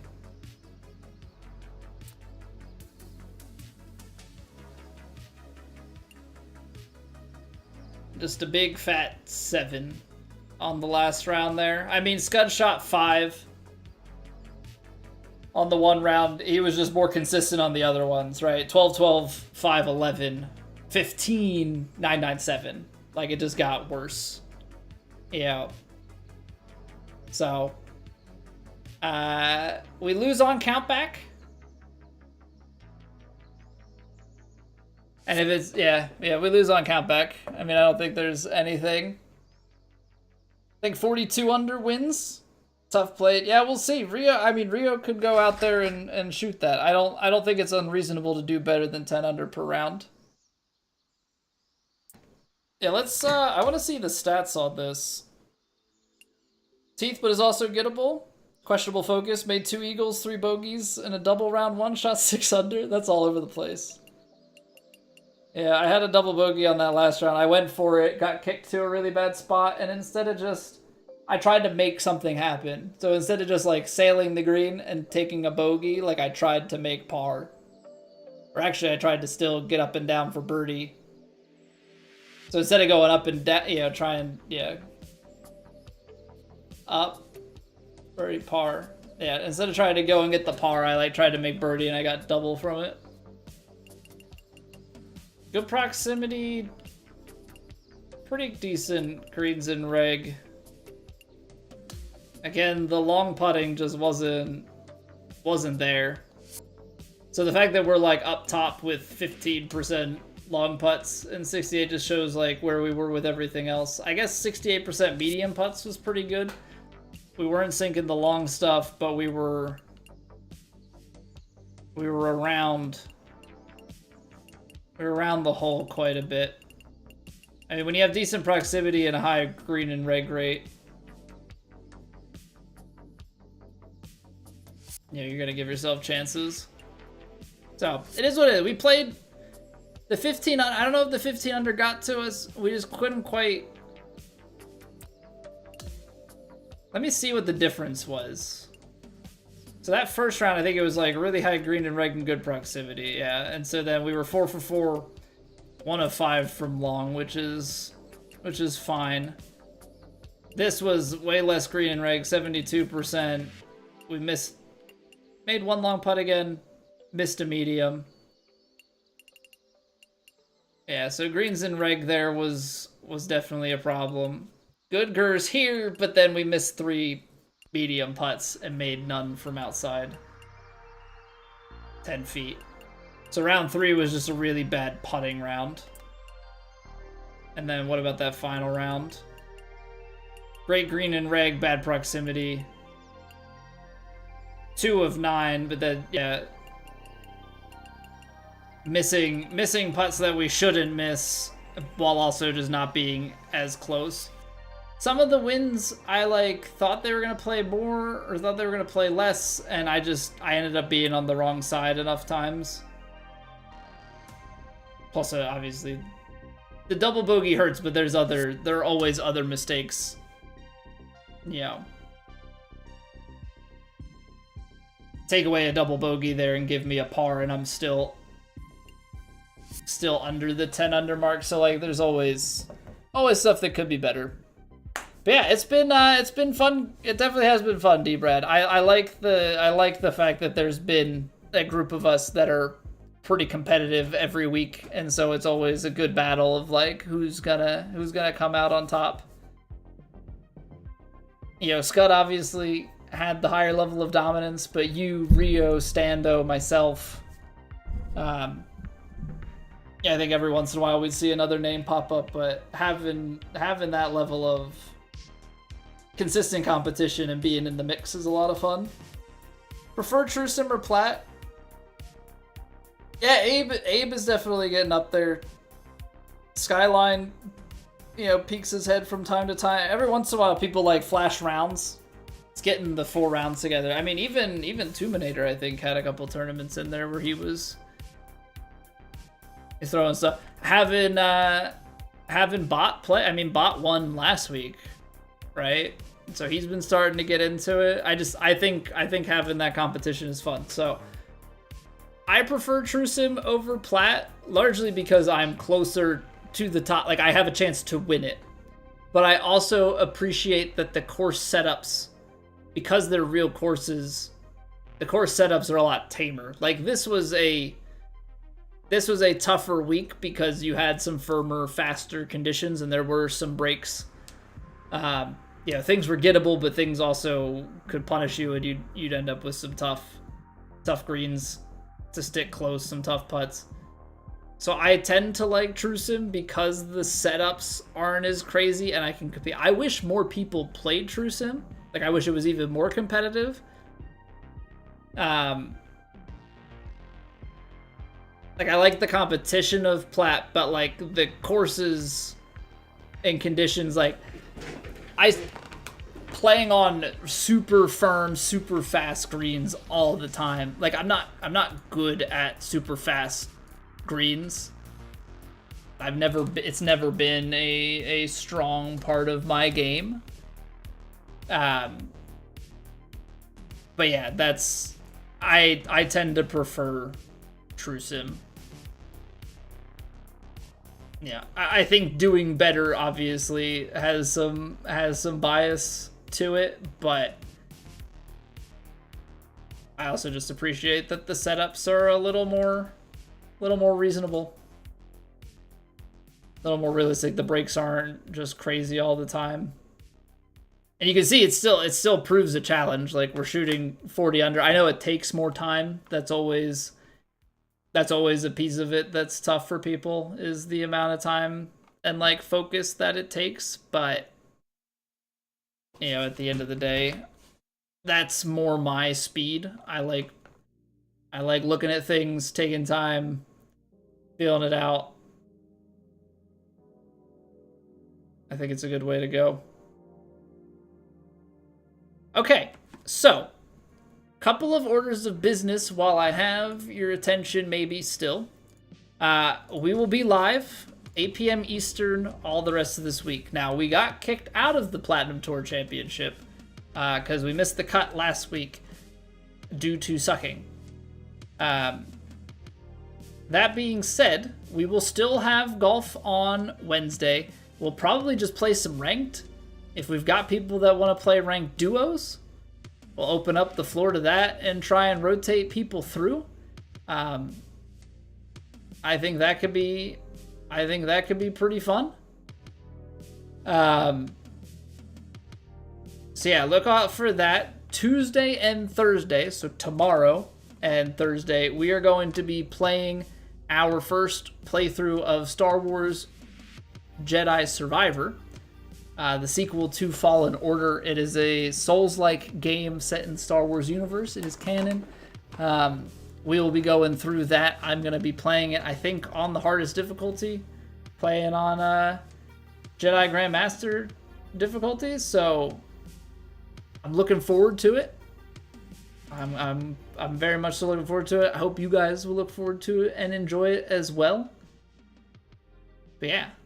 So that's kind of going to be the flow, is like golf Monday, Wednesday, this playthrough Tuesday, Thursday, and we'll piece it from there. Like, Maybe there will be desire for another RPG. Maybe we'll bring Trackmania back at some point.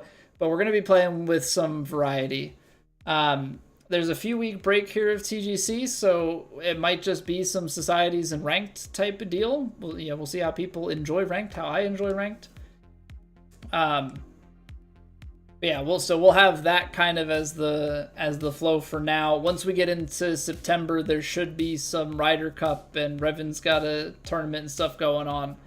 We'll be putting that in as well, but it'll probably end up with, when the season's back, in True Sim on Monday, Plaid on Wednesday, all 4 rounds. So they will be longer streams. Might be good for some people, might be bad for some people. There's always the VODs, there's always the YouTube recordings. Ryder Cup, yeah, so there was like Ryder Cup stuff being scheduled, like with some content creators and stuff. I'm just along for the ride. So right now, all I have is there are some people that have been picked into teams and are in a Discord. That's all we've got. We don't have full teams. We don't have a schedule. I'm not in charge. I'm just going to try and participate. So we'll see.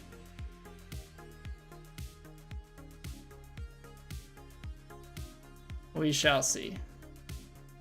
So I'm not gonna lie. I've been sitting here staring at my follow list, not really sure who to host. So yeah, there's that. I don't know any of the golf people. What's going on, Bollocks?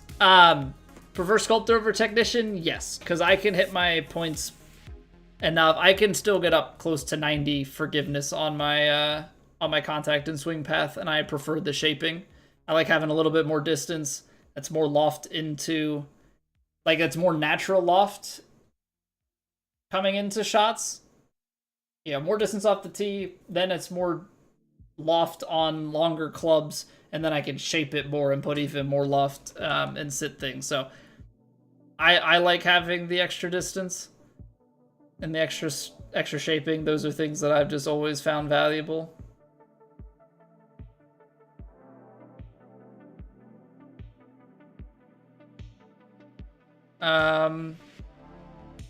Yeah, so I've just been kind of staring here. I don't have anyone on my list playing golf. I don't really even have much for golf people. So we're gonna go say hi to a friend of mine, V-Swed. He's a good buddy of mine. I've known him for a long time. Good buddy. I mean, you know how it is. He's a buddy of mine for a long time. He's playing Super Mario World. He's doing a ROM hack. So basically, somebody has used the assets to make a new version of the game, and it is quite difficult. So we're gonna go say hello to him. Hope you guys have a wonderful rest of your Mondays. I will see you guys back here tomorrow night. Go check him out. He likes metal music. He's very good at video games. Tough stuff. These are very difficult. Does a lot of Elden Ring, Dark Souls, no-hit stuff. So yeah, cool beans. I'll catch you back tomorrow. Bye.